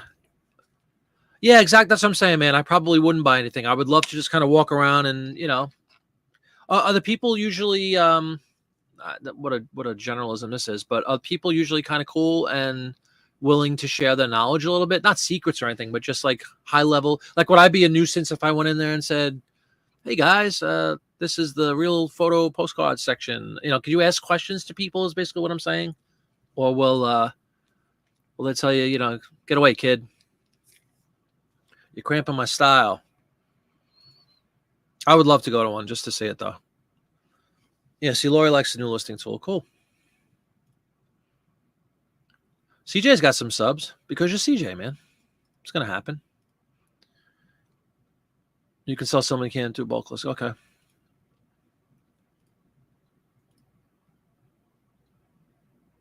Thank you, Winnicroft. Yeah, it's out of control. We're playing again tomorrow.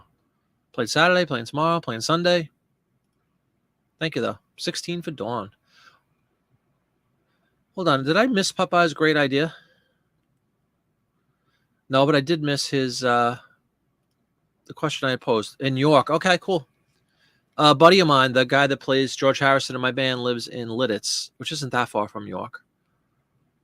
Maybe I'll head out there. Ooh, that would be cool. Mark said it's good. What do you think, Popeye? Is it a good idea for a novice like me to just kind of waltz in and check it out once or twice and just kind of see, see what's going on, see what people are interested in, try to learn some terms. Again, I recommend everybody who wants to get into postcards, check out Popeye's incredible video series about postcards.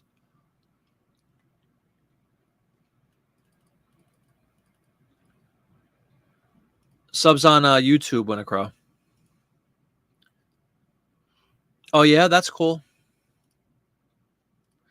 Postcard people are not aggressive. Very good. That's a great word.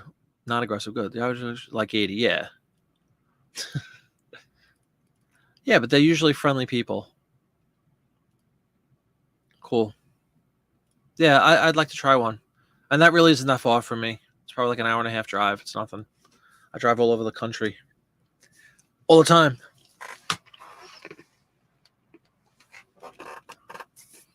That's so crazy. Whenever I have so many lights on here that when I dip my head down, everything turns yellow. It's crazy.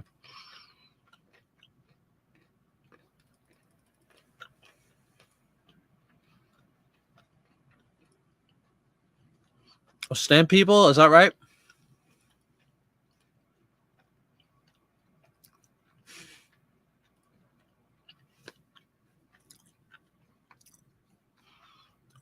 That's a good idea. Just look through. And that's encouraged, right? You can freely just kind of at your leisure, like you said, literally pull a chair up and just kind of, when you go to a store, can I help you with that? No, just looking.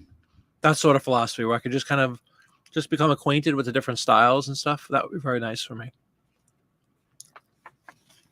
Yeah, that's a great place to be.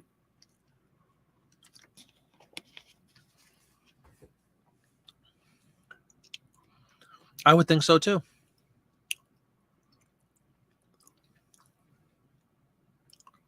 There you go, Kelly.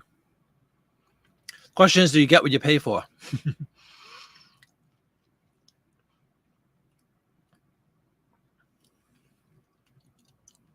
Very cool. Yeah, I'll definitely check. If that's probably the closest one to me, I'll definitely check it out. Thanksgiving time in New York, Pennsylvania.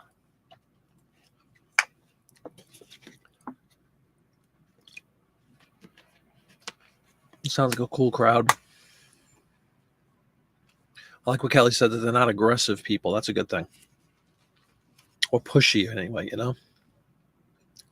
Because one of the places, I probably mentioned this 100 times, but my wife works in a funeral home now. Don't ask me why. About 6 months ago, she got a job in a funeral home. Across from the funeral home is a really nice antique mall that we used to go to long before she worked there. But since it's literally across, you could walk across the street. Every Friday at lunchtime, I usually go out and visit her. And we go. They have food and all that stuff in this place, and we get lunch together. And we just, give a gander. We see what's going on in the antique mall. And there's no dedicated postcard person in this place, but there's a series of what do you call them? Like the little rooms that you rent, where people happen to have some postcards kind of just thrown in sporadically with other stuff, So I've never really been in an environment where I've never even been to a store where all they do is sell postcards. I would really, really enjoy that. This spattering of stuff, it's probably all junk, is my guess, that they're trying to get rid of, because it's like I said, it's like a handful of postcards next to like 3 daguerreotypes next to a model car. Like it's just a hodgepodge of stuff.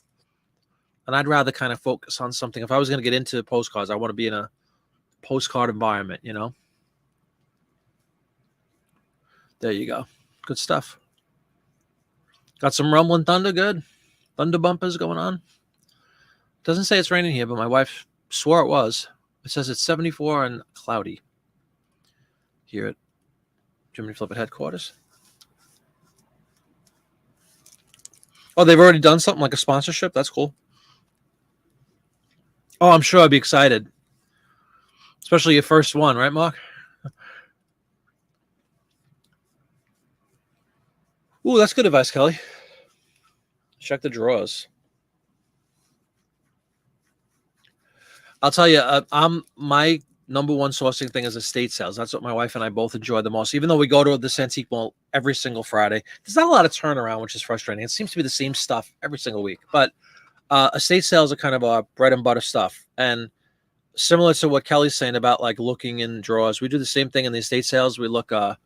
I'm always on the hunt for magazines and old photos and stuff. And you'll often, like Kelly just said, you could look in furniture in the person's house, and sometimes they'll have some goodies stuffed in there. I always open every drawer, uncover everything that we possibly can, and we find tons of magazines in, or not so much magazines, but those manuals and stuff. If anybody saw my Whatnot show a couple weeks ago with the Paper Palooza, I had a series of like electronic manuals from the 40s, all that kind of stuff.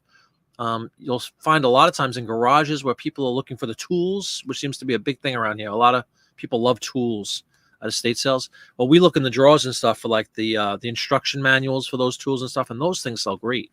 It's truly ephemera, you know, and they sell really well. But Kelly, point well taken. Yeah, dig, look in the drawers, open everything. The booth, that's a term. What did I say? The booths.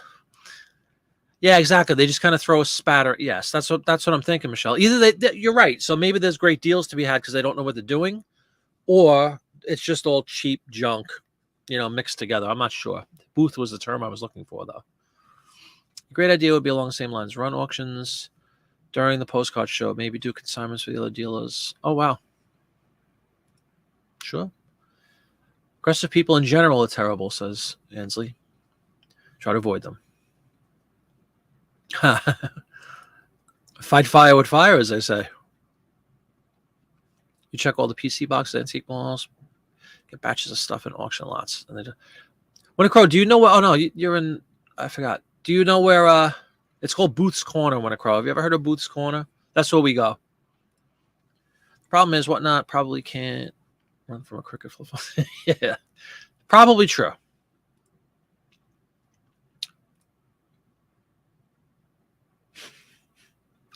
Everybody's getting the digs in tonight.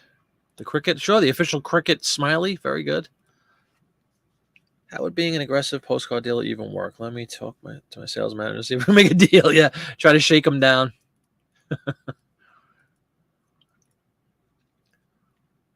I got a question for Popeye and Mark and Kelly and anybody else and all the postcard people. Do you ever sell postcards to these antique malls and stuff? Do you ever like give away lots of them to blow them out and get some cash back? Because the same antique mall that I talk about all the time, I have taken crates of records, crates at a time, that I pick up at estate sales. You know how Popeye always jokes about the Niagara Falls postcards? Well, there are equivalents in the record collecting industry. Certain artists who remain nameless, but that everybody seems to have tons of and nobody wants, right? So along those lines, what I'll do sometimes, I'll bring a milk crate filled with like 100 records. And I'll ask the guy, I'll say, give me $100. It's $1 each. And he gives me $100. And I get rid of them cash, get rid of a whole thing that I know I'm not going to sell them. And he throws them in a store for 6 months and puts them at $5 or $6, you know. I'm just curious if you guys ever do that with postcards. Maybe stuff that, you know, isn't the best selling in the world. You just want to blow out and get some room. Although that's what Whatnot is for now. Thousands of cars in the booth. Most likely they've been cherry-picked. Yes, probably true. SM Postcard says no. I guess Kelly says no. So nobody sells postcards. Okay. Perish the thought. No problem. It's down by me, Winter Crow. It's but it's really nice. It's got the Amish people in there, so you get really good food. It's a hybrid. It's like it's an antique mall, but like half of it is food. Popeye's having it. All right, so nobody's. Is it a good idea or the stupidest thing I've ever said? I just about any I get. I'll not do it from a loss with the damaged ones. Mark says I sell my castaways. Guy at the flea market. Oh, there you go. A flea market. So that's similar. It works well with records. If you collect, I don't know who does records here. Apparently everybody does postcards, but I like records a lot. And what I'll do sometimes if, like I said, if I can't get rid of them or I know they're not that valuable, I'll just go to the same place where, you know, I buy half of my records, actually. This is not half, but a decent amount for my own pleasure. And for, I also buy CDs there, by the way, really cheap. And I'll just give him, and I'll say, you know, give me $1 each, and he does. So it's pretty cool. It's a quick way to, like, you know, take a 10-minute drive and put $100 in your pocket. It's pretty cool, and make space in my precious rack here for more good stuff. It's always a matter for me. I'm always trying to anyway fine tune stuff, and blow out, as we keep saying, junk. Especially if it hasn't sold for a period on eBay or any other platform. And I resist the temptation to go onto the Facebook Marketplace thing because you just hear so many, lousy stories about people either not paying or all the crime involved, depending on where you are. So it's not worth it for me for that stuff. I'd rather go to a place I know I can just basically dump them off and put some cash in the pocket. Kelly says no comment. No comment on what? Jackass Retro sells bulk lots of records for craft. Yeah, I've seen a lot of people do that. And along those lines, the paper, a lot of the paper that, again, it's going to be in my video, but the shrapnel that remains or the carcass of the magazines, that's another thing you could do is you could put them all together and make a pretty big collection of, stuff like that for people for crafting. It's a great way to just get rid of stuff and make money. Same kind of idea, same concept. Maybe if I had as many cards pop, I'd be in that position, but I would cherry picked every collection. Yeah, no problem. I get it. Dawn. Oh, look at this. Popeye finding one local to Dawn.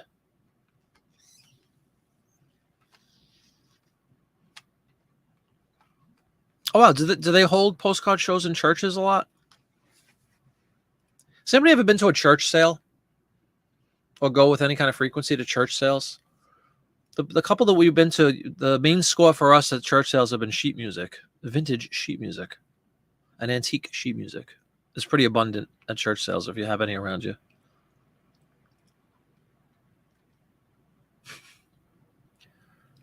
Not really. 78s are very heavy, especially if you sell a bunch of them. Very, very brittle. You have to be very careful shipping them.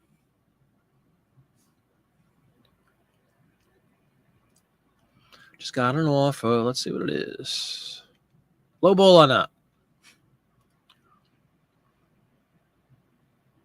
All right. Do we accept this, everybody? We got 26 watching right now. 1958 Schlitz beer, vintage print ad. An image of a glass of beer with a mountainous background.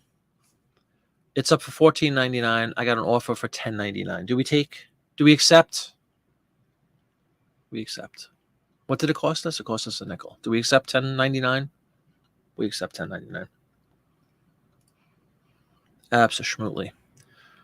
CJ loves this church. Yeah, rummage sales. That's right. It's funny. Do you remember a few months ago, I think it was on one of these shows, somebody was talking about rummage sales, and it just totally escaped me that the two words are synonymous. They call them church sales. Not that it makes a big difference, but somebody pointed out that's what a rummage sale is, and I felt so stupid because I hadn't heard the term. It might be just a regional thing. I don't know. But it's kind of the same thing.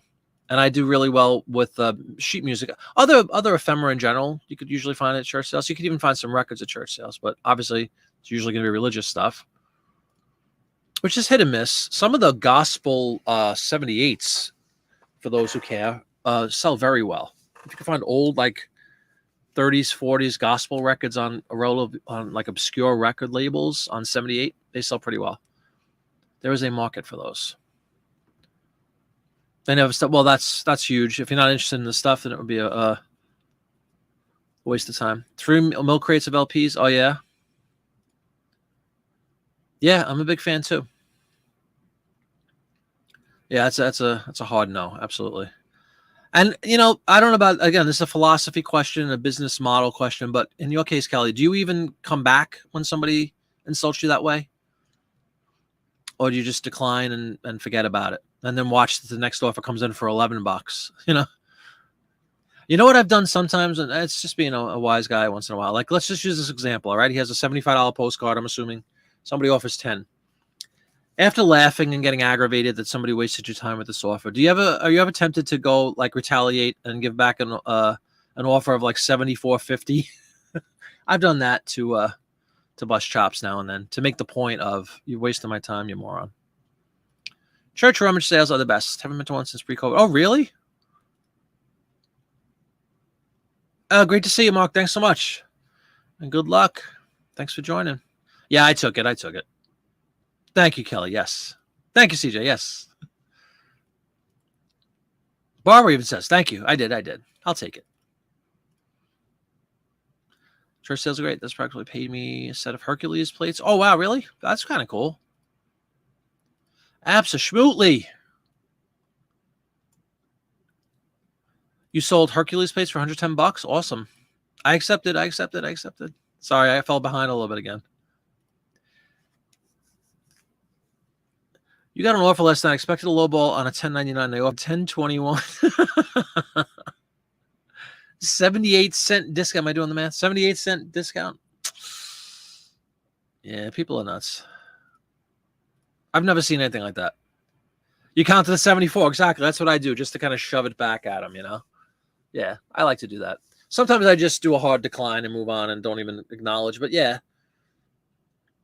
Again, there's a lot of factors. Like when somebody's that much of a wise guy, I will go in and take a look at them, you know? Have they been around a while? Is it some new punk trying to be funny? And that's when I decide whether to play with them or not. To just decline and forget they ever existed, or to be a ball buster and, you know, go back with $74. It depends. Case by case. Maybe a block. I've blocked people too. Let them expire. You've done that, and sometimes they come back with a second reason. Oh, there you go. Maybe they were just testing the waters, right? See if they can get a ridiculous deal. That's cool. Yeah, like I said, Dawn, for me personally, it's just a case by case. I'm sure we've all been down that road before, though. Right, exactly. You only get 4. That's not a bad idea. That's a good point, too, Lori. Weisenheim is a great word. That's a Ralph Cramden word. I always used to say Weisenheimer. Don't be a Weisenheimer.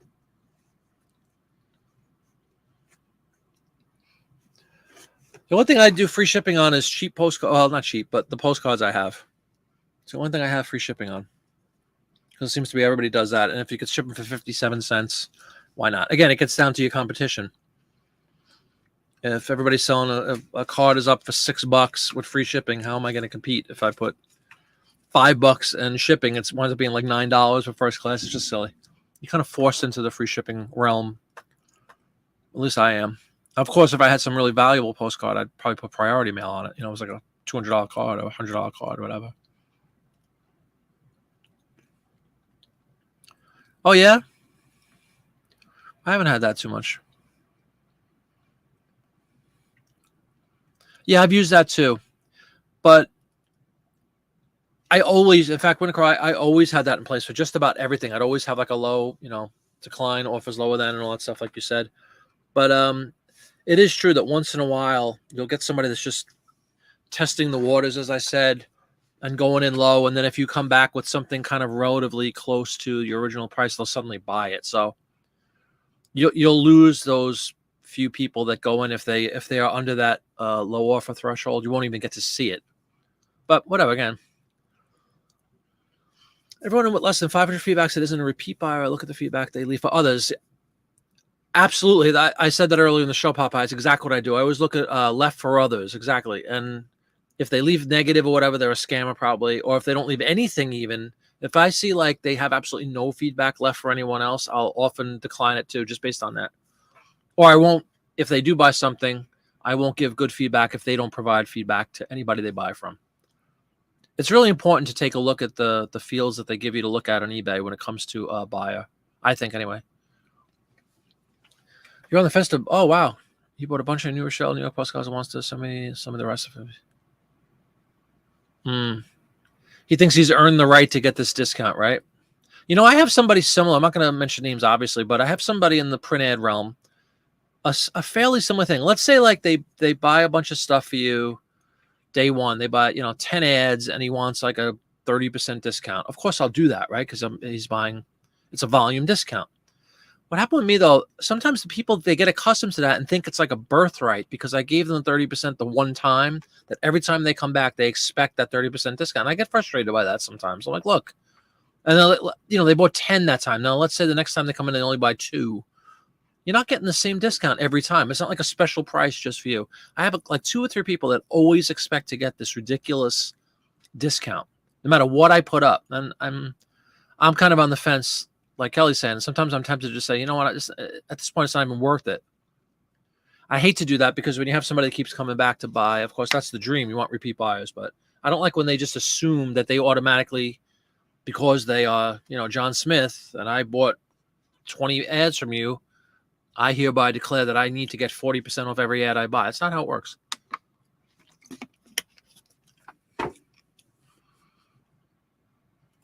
So I think Land O'Lakes stuff will get banned like Aunt Mama. Oh, no. What's wrong? Oh, because there's an Indian girl on it, right? I'm surprised it hasn't already. Isn't there a corn oil with an Indian girl on it too? Made from maize. Who the heck was that? I forgot. Who knows, puddings? Yep. Yeah, if I see bad, because I'm always thinking that's a scammer, My general rule is if they offer less than half of the listed price, it's a low ball. I won't accept. If above that, I'll look at how many postcards I have to and accept. Okay. There's definitely decisions to be made on each one. I don't have a blanket response to all. That's the one feel like when a Crow was saying she has like a, automatically decline lower than, automatically accept over. I like to kind of look at them one-on-one because they're all kind of, not all, but some of them are unique situations where maybe you would consider it certain discounts. I don't know. You know what is often tricky? Let's say somebody comes in. We'll use the example of 30%, like Kelly's saying, right? You might get one offer for whatever your item is. Everybody's talking about postcards. Let's say a postcard comes in, offer comes in at 30% off of your asking price. You sit there a minute, you ponder it. You're like, maybe not. And then all of a sudden, like, you don't know, the guy might be ready to buy 10 more of them if you accept that first one. You know what I mean? And that's always a little bit of a game for me. I think about that. I'm like, wait a minute. Let me know if anybody's ever done this. If not, you could use it. Sometimes I'm going to try to be consistent with my ideas. Let's say I'm going to go back to my print ads. Let's say somebody sends me an offer for 30% off of my asking on a Coca-Cola print ad from 1929. Okay. I look at it and I go, If I go back, like Popeye was saying, I always kind of investigate my buyer a little. If I see that the guy has left a lot of feedback and love the Coke thing, love the Coke thing. If I see some kind of consistency, there's a Coke guy that collects Coke. Sometimes I'll go back and I will, I'll counter offer, let's say like 15% off, right? I'll meet him halfway is the line. I'll say something like, hey, if I see, it looks like you're interested in Coke products. If you're interested in purchasing, and I'll make up a number, 5 or more or 10 or more, whatever, I'm happy to offer you a volume discount. That could sometimes create sales that might not have existed if you don't go that extra yard. And then every once in a while, somebody will say, no, forget it. I only wanted the one or whatever. But that's a good idea sometimes if you want to feel somebody out like that and say, I'd be happy to offer a discount. I'd be happy to offer a discount of whatever their discount that came into you was. If you buy X amount or more or something like that. If you do a volume purchase, I'd be happy to, meet you. Something like that. That works once in a while. Hope that made sense. Yeah, I would block them too. Oh, amen, Lori. Absolutely. No time for jerks. Yeah, who knows? Constantly sending offers on my $1,200 teapot. $1,200 teapot. Case by case, Kelly. That's what I'm saying. I should note that if the card is listed for more than a year, I go down. Yeah, well, sure. Yeah, totally. The time is a fact. That's what I'm saying. There's various components in play, right? It's not just a hard yes, hard no. You should I think you should anyway, kind of evaluate each one individually. And like Kelly just said, very good point. If something's been sitting out there forever and you just want to get rid of it at a certain point, maybe you do consider taking a lower offer than you originally thought you would. But exactly, if it's only up a couple of months, you're like, no way, I'm not going to give this stuff away. The worst you guys ever have no matter what the product is, let's say you list something and like moments later somebody comes in with an offer. And even if it's like 80% of what you asked, you're kind of tempted, but then part of you says, wait a minute, I just listed this. I want to get more for it, Mazzola, that's it, Winnicrow. Yeah, Mazzola had the chick with the Indian girl. Made with maize, right? Was the commercial. So yeah, there's lots to think about. And again, these are the things I love about eBay. I love this level of detail you can get into and back and forth. And correct me if I'm wrong, Dawn, but Etsy, we don't really have that. I think you can get an offer on Etsy, right? I've sold like 10 things, maybe more than that, maybe like 20 things on Etsy in a year. But I have very few listings, and I don't really look at it at all. But maybe I should. And they're all just cross-listed stuff from eBay. I've never listed a new item on Etsy. It's always just a cross post from an eBay listing for me anyway. Hey, Steven, how you doing? Welcome. Good to see you. You missed a lot of conversation, Steven. I don't know if maybe you were there and listening or just hanging out, but we've had a vibrant session this evening. A lot of ideas going back and forth, a lot of thoughts. I am once again caught up. And then Kelly. Is anyone still here on HIP? I bailed on HIP, Kelly. I think a lot of people did. I got in with the like a discount or something for HIP stamp. And we did sell one stamp on HIP stamp. I sold one. Never sold a postcard on HIP postcard. I tried to, this is probably like 2 years ago now. They had that ability to pull in stuff from eBay, and I was trying to move all my postcards, my print ads over there. And at the time, I probably had like 1,000, let's say. And they said they had it all built in, but there was some kind of stupid glitch between them and eBay, because eBay being eBay, whatever we say, it's a monster platform. It's one of the original ones of all time, online reselling. So it has a very long history and a huge amount of stuff. HIP is this little blip on the radar, relatively speaking. And when we tried to pour it in the 1,000, it was ridiculous. It was like maybe 100 worked out of the 1,000. And like, well, because you have a category in eBay that we don't have a category. That's what it came down to. They didn't have you drill down to so many different layers in eBay categories, and there was very generic on HIP. So I wasn't able to pull in the 1,000. I got frustrated and I bailed, and nothing sold. They just don't have anybody looking at them. It's a nice site. It's the ability to port in stuff is wonderful. I wish I could go on Etsy and just bring in all my stuff with one click of one button, from eBay. But they just don't have any market share. They don't have anybody looking at it, unfortunately. That's my take on it. I know a lot of people have bailed. There's no offer option on Etsy, but if someone contacts me and makes me... Oh, okay, so they can't give you an offer, you mean? Yeah, that stinks. Oh, no problem. It's allowed, Steven. No problem. Welcome. I'm glad you joined. Thank you for spending some time with your busy day. You left at the end of April. Yeah, it's right. And then they lost that whole link with eBay. When something does sell, it wasn't coming off, right? Or something like that, automatically, like it was supposed to. Supposedly it was an eBay update that did them in. HIP made their own store and sell cards. No, I didn't see that. I haven't even opened the website in months and months and months. The last time I did was the one and only stamp sale we had on there. I was doing a backflip because I didn't even know what it was. It's fun. Everybody knows about the cha-ching noise, right, on the eBay. And Etsy has like a modified cha-ching. It's a different type of a cash register sound. But HIP didn't have a sound. It's just like an email. You made a sound. I was like, whoa. I almost deleted it. I thought it was... HIP still sends me emails, just nonsensical emails that I don't care about. So I'm so accustomed to deleting them. This one was a sale. Shocked me. You let it sit for 30 days? Is that just a flat rule you have? Like, let's say somebody comes and offers you 95% of what you put it up for. You're still going to let it sit for 30 days? I'm just curious, Lori. Like, if I put some up for $100 10 minutes ago and somebody offers me 95, I might take that. It depends on what it is. Again, a lot of factors involved. It's not a cut and dry scenario. Yeah, that's Bush League, Kelly. That's what we used to say. It's Bush League. I'm excited about attending a postcard show. I think I'm going to do that. Maybe I'll look around and see if there's anything near me.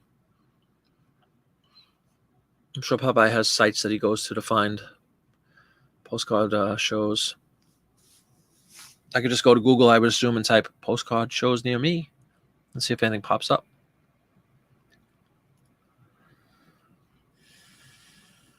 I usually don't go more than 10%. Okay, no problem.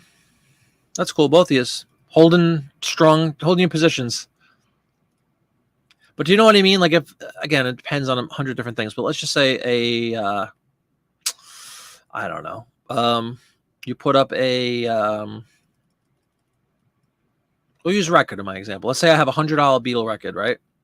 But I only paid 20, or I've had it for 40 years and I don't care, and I bought it for $10.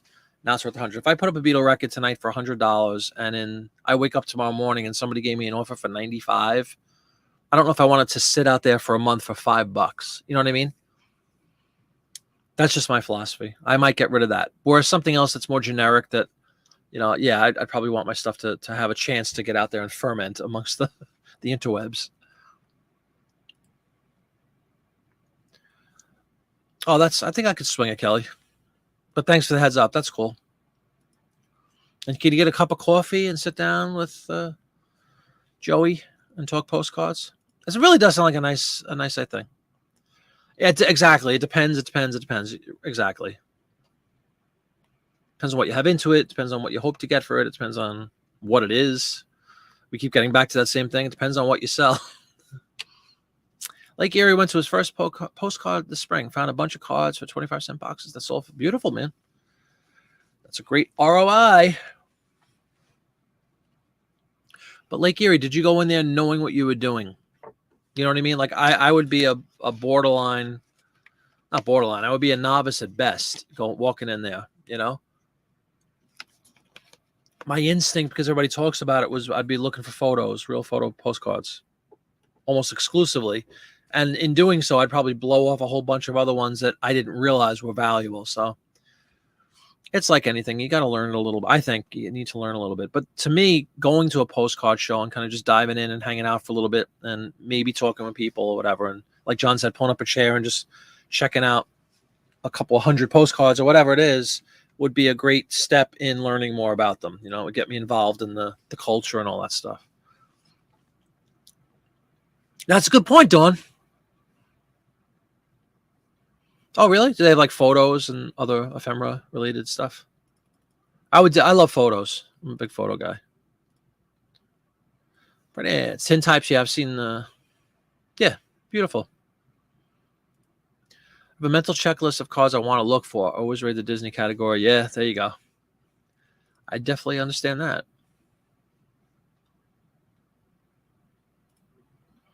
I picked my first whatnot purchase was a lot of Disneyland postcards from Popeye a couple of months ago. 50s Disneyland or 60s Disneyland. You've only been selling for 89 months. Wow. Learning as you go from the express. Yep. The vast majority of my store's postcards. So many people making their store postcard driven, which is amazing to me.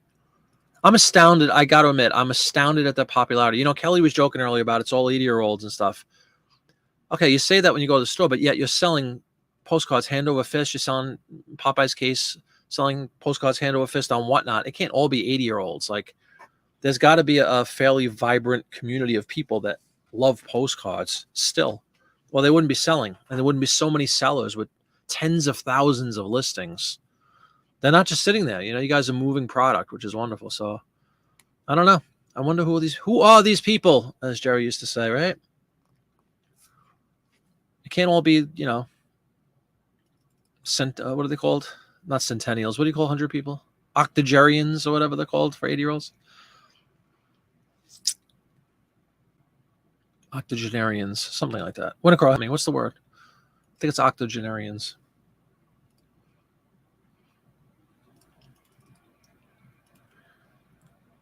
Still beginning to the easy and interesting educational. But that's the aspect I enjoy about them, Dawn. Much like the print ads, we have a lot of fun on the Friday night shows learning stuff about whatever we're looking up. A lot of that is similar for me with postcards. I love that stuff. And I do it might sound cheesy, but as a novice, as an admitted novice, I do enjoy reading the writing that's on the back of some of them, especially the really old ones, just to see how polite people were and how proper when they wrote, greetings, darling, things like that. It's just kind of cool to read. Octogenarians. There you go, Dawn. Thank you. Ooh, I just jumped like 3 things. Hold on. Or antiques. Yeah, there you go. I was trying to be funny. Most of my customers are my age. Oh, really? Oh, very cool. No, I thought they really were mostly older curmudgeons. There you go. I've been to a stamp show or two, and it was a bunch of curmudgeons. I mean, it really, literally like 85-year-old guys. Nothing wrong with that. But that was the crowd. So, yeah, Stephen, everybody says, that there's so many things going for postcards. The side, the so easy to store, unless you pop by and they take over your entire house. But you know what I mean? Theoretically, easy to store and ship and cheap and all that stuff, and scan and list. But isn't it remarkable, even to you guys who do this for a living, does it not astound you on a daily basis how many people are interested in postcards? You would think this would be an antiquated collectible, but apparently it's not. And again, most of them don't go for, I've seen the sales, they're $5 and $6, but it's just, again, volume. If you sell 100 $5 and $6, you're making a lot of money every day, or even 50. Yeah, there's the best case scenario, Lake Erie. I agree. Yeah, Dawn, you're getting there. Don't rush these things. Don't rush. I know you're on a postcard kick. That's in vogue. Everybody loves postcards. Whatnot has really, and Popeye, again, I don't constantly talk about Popeye, but it's true. The success he's shown on Whatnot and shared with everybody is kind of inspiring a lot of others. And you got guys like Mark and a younger guy like Kelly who, is kicking butt doing this stuff. Went to his almost all 70. Yeah, I know. I'm serious. That's what I figured too. It does blow your mind, right? Like, who is buying these things? It can't all be 80-year-olds because, as we've joked about 100 times, is the 80-year-old really sitting on eBay and ordering postcards and with their Cricket phone or whatever you want to say, a flip phone? What are they doing? It's not those people. I wouldn't think. I mean, I'm sure there's a population of people that age that, of course, love postcards and collect them because they like them, but there's got to be more to it. Or is it just this, Mark used a great, was it Mark? It might have been somebody else. I don't want to speak out of school here, but somebody was talking about postcards in general. And it's like a circle. Is it just, especially on Whatnot, is it just a circle of resellers that keep buying and selling from each other over and over in an infinite loop? Kelly buys from Popeye, then he sells some more. And then, it's like, is it just us collecting and reselling this stuff? Or is anybody actually buying postcards to have? I don't know. It's crazy. I don't get why they're so popular. And yet so many other things are not. Stamps have really lost their luster a lot. And their postcards are kind of red hot. Yeah, I'm going to look into it too, Laurie. I might as well get on the bandwagon. For all the aforementioned reasons, they are very small. I mean, I love having, it's a joke when I get a thing of postcards, how small, what are they, 5x7 or whatever they are. And you could fit thousands and thousands of them in one of my racks. And I'm sure everybody has those metal racks. Fit thousands of them in such a small space. And I could scan, hundreds of them, probably at least, I don't know, how many could I scan? What does it take, a second or two with the old Epson 400, ES 400? You could do like, how many, if you really dedicated yourself to scanning postcards, how many could you get scanned in an hour? A lot. Hundreds. A lot of people buy postcards to frame and use as decoration. Oh, is that right? Okay. Which is, again, why a lot of people buy the print ads. I've received feedback. That's another good thing. When I first started doing the print ads, you evolve when I'm sure anybody that sells postcards knows this. You kind of evolve in your own niche a little bit and learn more about it and who's buying from you and why they buy from you. And I would literally send, not questionnaires, but little like kind of follow-up emails. Thank you so much. What brought you to my store? What are you interested in? Whatever. Trying to get some analysis done. And when it comes to the print ad people, a lot of them the same thing. They just want to like kind of hang them up. If it's I always use this analogy, but it's true. A lot of the older people, especially like mechanics and things like that, like to have these old cars. It looks cool in their shop. They just hang them up and frame them and all that. So then I altered my listings, or I changed some of the terminology to say it's perfect for framing, because I got enough feedback from people that said they like to frame them. So it's kind of the same thing.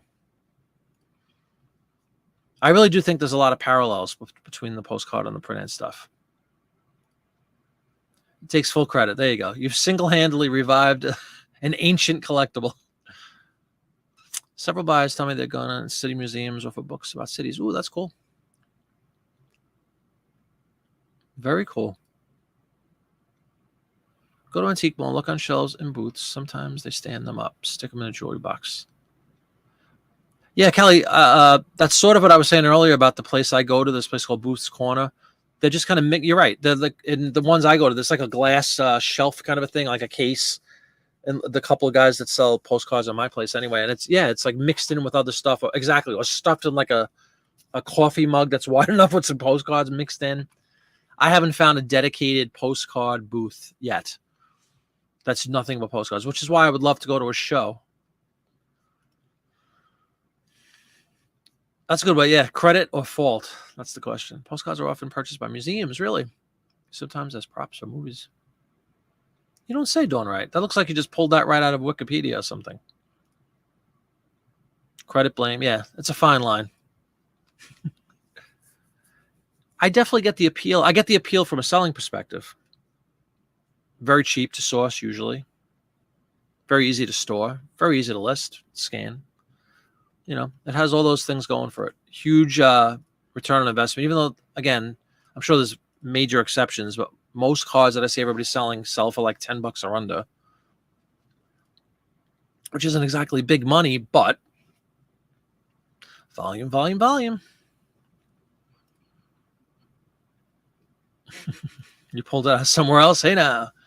Just sold one last night to a kid that's using it for a school project. Wow, that's kind of cool. And they told you that, right? Or did you ask, Kelly? I that's another thing I kind of gave up. I didn't give up, but I don't do nearly as often. When I was getting into something new, I did that a lot with the print ads. Like, hey, like I said, where'd you find me? And thanks so much. And do you collect this? Do you collect this? Hey, I have 100 other ones. And what do you do with these things? I'm so excited. You butter them up. I'm so excited that this Coke ad is going to a new home, whatever. Can I ask, what do you plan on doing? Oh yeah, my father used to work for pharmacy, and they always had a Coca-Cola machine in the background, and we wanted to put pictures of that machine up on our wall. It's really cool to hear what they do with these things when they buy them. They include in the message to seller. That's cool.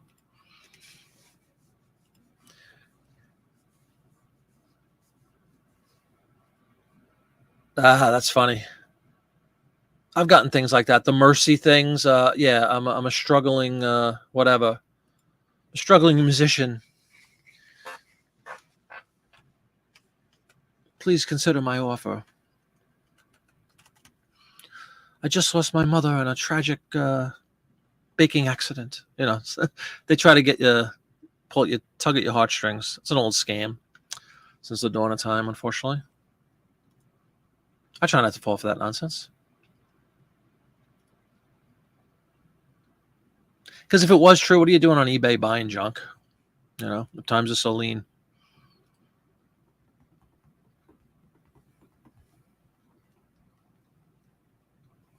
That's an interesting approach. It will cost this.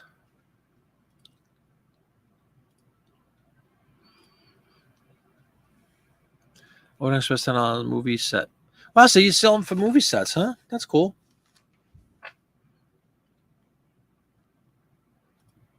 Yeah, I'm gonna have to get in on this a little bit.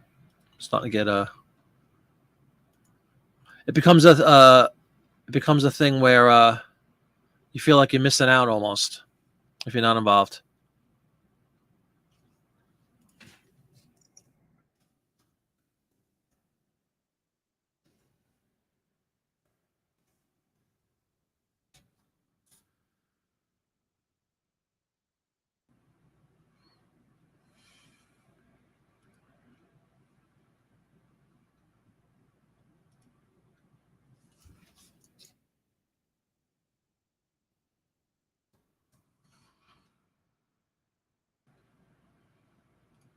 Sorry, I was just reading something, everybody. They paid for the 1099. Yeah, peer pressure, right? You want to get in on the action here. Wonder what the movie said. Maybe through the magic of the telephoto lens. I don't know, like Gary. Yeah, you're gonna get booted, kid. I'm telling you. Keep at it. My wife's still telling me it's raining right now. Absolutely not. Cloudy and 72, according to the Google. And we know the Google is never wrong. Yeah, Lori, she's trying to be a little scutch. Scutch amends, as we say in the old neighborhood.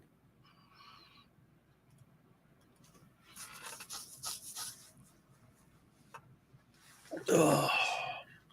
So we got one sale during the show. That's pretty indicative of how things have been going here. I'll take it, but it's like, come on. Where's the explosion of activity? I got everything in play. I got a sale going.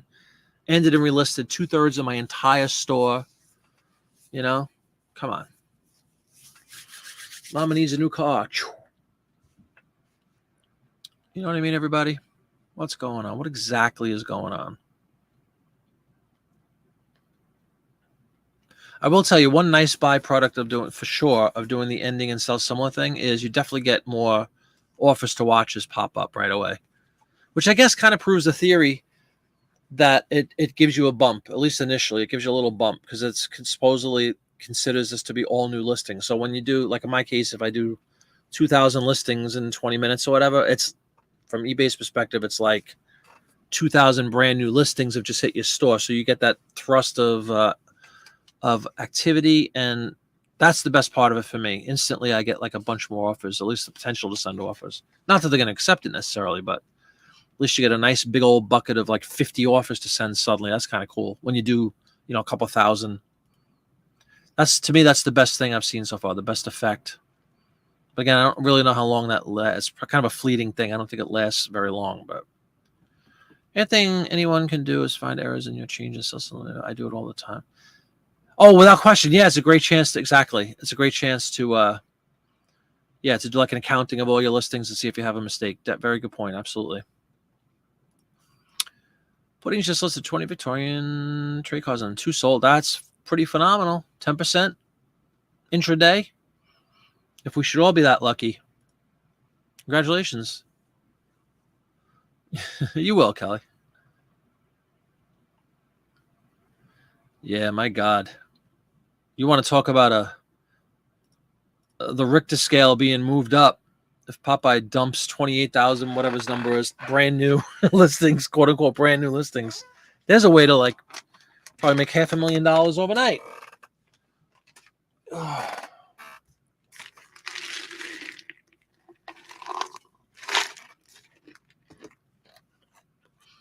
Kelly, there's a test. You're a numbers guy. You have 30,000 listings. Take down 5,000 and put them back up and see if you get a huge bump. Probably would. Oh, really? That's a shame. At what point, that's another thing I worry about. At what point are they going to get onto this whole scam and either limit the amount of items you could do that to or eliminate the function altogether? I'm waiting for that to hit.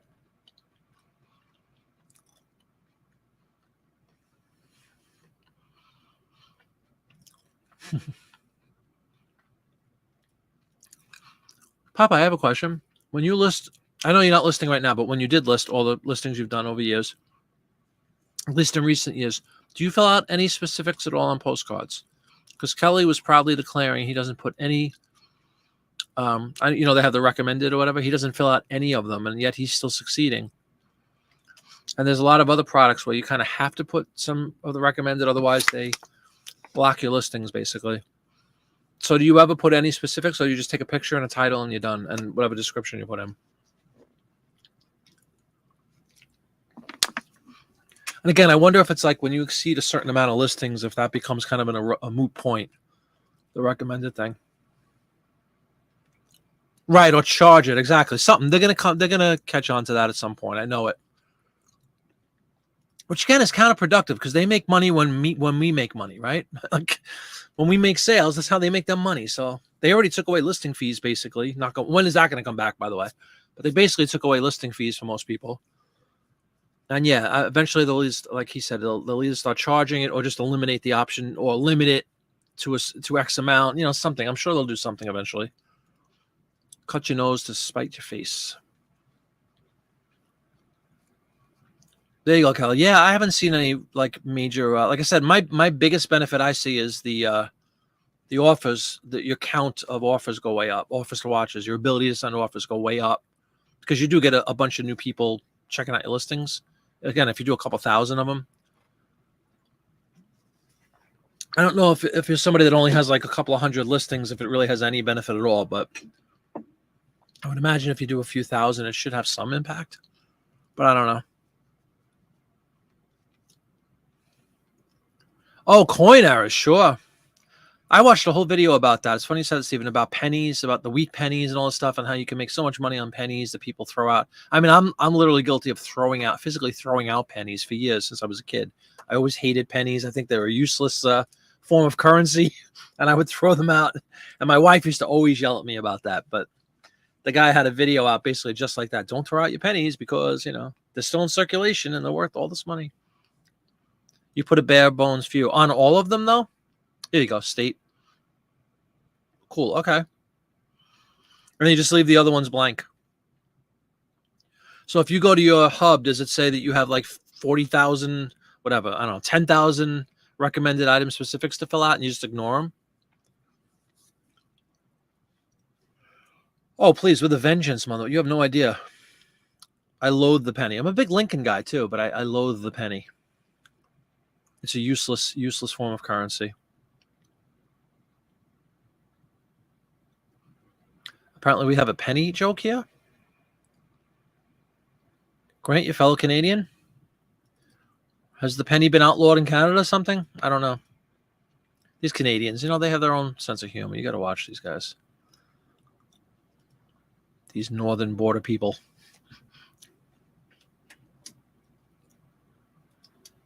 Yeah, exactly. There you go.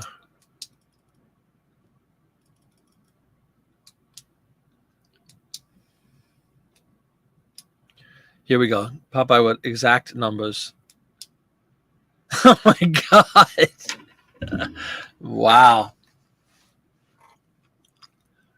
Now let's just say in an apocalyptic event, eBay sends out a thing in October, Popeye, and says effective November, let's say September, effective October 1st, they're going to move everything that's recommended is now required. You know what I mean? Like, let's say you have 28,269 recommended. What if they do some kind of obscene gesture like that and say, now these are all required specifics? What do? You're going to sit there and update 28,000 listings? I guess you have to if you want to sell anything. But that's one of my big fears, is that they're going to do something like that across the board, like they did in the postcard world a year or two ago when they changed all those, they reduced everything to topographical and non-topographical. Could you imagine if something like that ever happened? And they just made this blanket update that effective on whatever date, all the recommended now become required. That would be bad. There you go. There's your ticket out of eBay, right? Bam. Sayonara. But seriously, that's a nightmare for a lot of other people who might not have that option. Oh, yeah, you laugh in their face. I know, mother's mustache. That's what you do. I do too. Again, I had so little though. But I had 160, a mighty 164 a few days over the weekend. I filled them all in and sold maybe 3 of the things. So I don't know. Again, who knows if they would have sold anyway? I don't know. You tease your husband for picking pennies off the ground. It's only going to throw them. Yeah, I know. Really, exactly, for a penny. You would bulk get them all with the same BS. Yeah. I guess it depends on how many were involved. Like, theoretically, I don't know. You guys do postcards all the time. There's a bunch of recommended, though, right? There's like a hearty amount of fields you could populate if you wanted to. When they try to make a city region required, they allowed you to enter your own data. Oh, okay, cool. So, yeah, like Popeye said, you just do a massive bulk. It'd still take a lot of time and stink, but you could do a bulk update and fix them all, right? Instead of going in one by one. See, that's the advantage of you guys niching down to one thing. You can do the same thing. When you sell multiple different types of items, you don't have that luxury. You can't go in and, do one bulk update and take care of all of them at once. You have to kind of go into each individual category you sell in and make the proper adjustments, which could be a major pain in the neck. All your main postcards, you put main Vermont. The rest I put postcard. Really? Man, it's still busy work. Yeah. Mama would haunt me. I literally threw money. Yeah. Yeah, if you have relatives that lived through the Depression, I know that's something that we had too. My grandparents raised my dad is one of 15 children. Unfortunately, there's only like 10 left now, but he's number 9 in the middle, and he's in his 80s now. So it gives you an idea. But my grandparents, who were still alive until my grandfather died in 2002, which feels like last week, but it's 20 years already. But anyway, him and my grandmother and my grandfather raised 15 kids, literally during like the beginning of the Depression through the middle of World War II. Imagine that. No eBay there. And yeah, they would crucify me if they ever saw me throw out a penny, that's for sure. So I waited till after they died before I started doing that. No. I didn't know there was a whole penny thing in Canada. A penny. They've done away with the penny. Is that what we're reading into?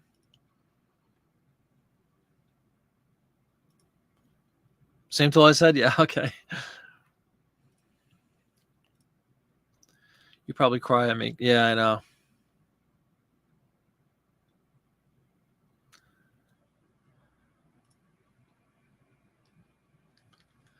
How many siblings do you have them? Me? I just have one. I just have a sister. But no, my dad was one of 15 kids. If the question is how many cousins do I have like 60 first cousins on my father's side. I know about 10 of them. Because it's such a wide, my father was number 9, right? So 8 aunts and uncles were older than him and 6 were younger. And unfortunately, like I said, I think we're down to like 10 left or 11 left. And I didn't get to see, like, the age disparity was ridiculous. The oldest sibling she just died a few years ago, actually. My dad used to take care of her, ironically. And she was born in 1928, 29. And the youngest one was born in like 57. So like it's a really big, 15 kids, but over a very like 30 years, So I didn't know. So a lot of those cousins, like the first cousins, the kid that they're like 20 years older than me, some of them. And then there's some that are the younger ones that are like, 15 or 20 now. And so I don't even know half these people that purport to be my cousins, but they are. Yeah, huge family. And then my mother's side is the opposite. It's just my mother and my aunt. It's 2 girls. Really? That's how it should be. I like that, Grant. I hate the whole 99, 9.99, 10.99. I hate that nonsense. The worst thing in the world by far is gas prices. Why they put that nonsensical, everything's a 9 and 9/10. I don't know what that's about. Just say it's $4 a gallon, not $3.99.9, Drives me nuts. Sure, it drives everybody nuts, but we don't talk about these common gripes that everybody probably thinks the same thing.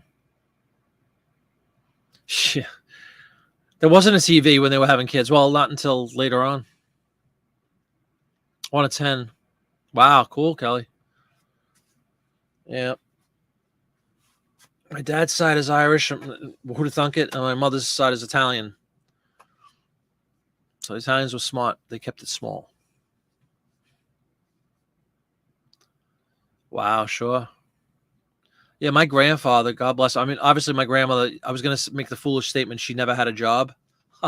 She gave birth and raised 15 kids. So boy, did she have a job. But my grandfather had famously 3 20-year pensions. Think about that. He was a fireman for 20 years and retired. He worked at Dean Witter, which is actually a company I worked for 2 years later that now became part of Morgan Stanley in Manhattan for 20 years. And then he drove a Mack truck for 20 years until he was like 70-something or 80 years old. Now that's a hardworking guy.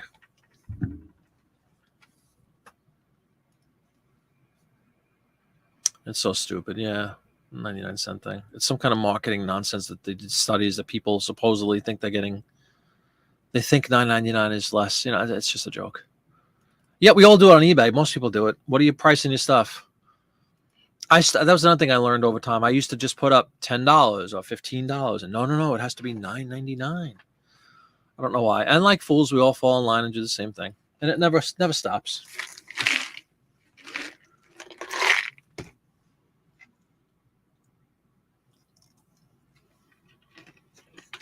My wife's sending me love notes. Hey now.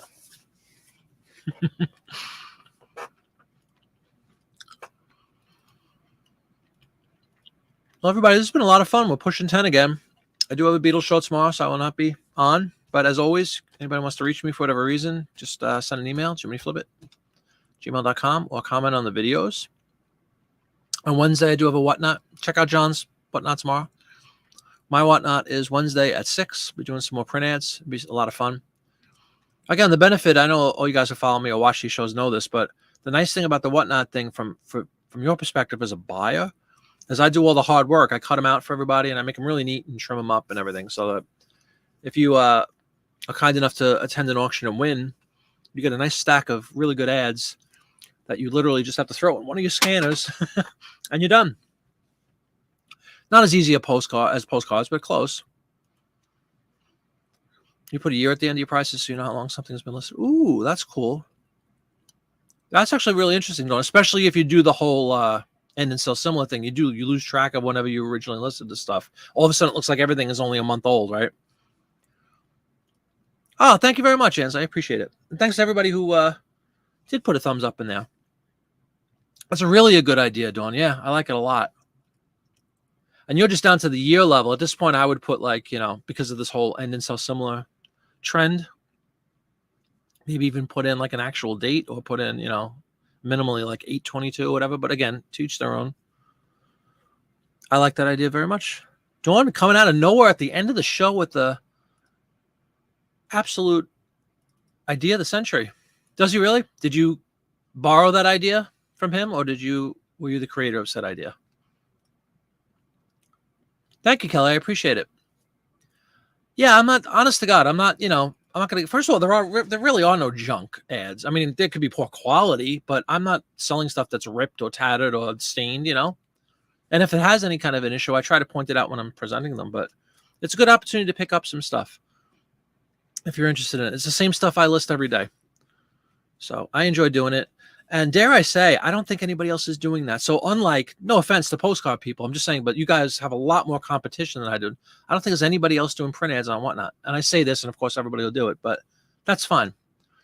I think I'm pretty much the only one. And I'm one of very few that do CDs. I like doing CD auctions. I'm one of many that do vinyl auctions. But it's hard to be unique nowadays on these things, on YouTube or on Whatnot or on eBay. But I'm kind of psyched about it. I kind of have a hold on that market, at least as of now. I just hope more people get into it. But that was it. Again, John, thank you a million times over for the whole Paperpalooza idea, because it did bring a lot more people, a lot more followers and a lot more exposure for all of us who do ephemera. Anyway, guys, we got Dawn shouting and Popeye. What's going on here? Who asked you? Kelly, I like that you did the hard work by removing them from the magazines and trimming. Makes it easier. Exactly, Kelly. That's what I'm saying. Like that, and that's one of the selling points of it. On the Whatnot thing, I make a point of mentioning that before the show starts. I'm not just like, again, I don't think anybody else does it, but if they did, I don't know if everybody would go through the effort that I go through to make them really presentable and literally, like you said, ready to hit a scanner. Ben contacted me tonight about doing a mini palooza. Oh yeah, I'd love to be part if you'd have us again. It was a lot of fun, very, very successful, and all right, guys. Yeah, I am going to call it a night. It's 10 o'clock. Pleasure, as always. 3 hours fly by, unlike any other 3 hours of the day, except when I'm sleeping. That goes a little faster, but it's been a pleasure. And I will see everybody on Whatnot on Wednesday. I hope. Please check out my show, 6 o'clock Wednesday. You can bookmark it. And then I'll be back on Friday night for another listing show. We'll do more of those World War II ads together. So I look forward to seeing everybody there. Take care.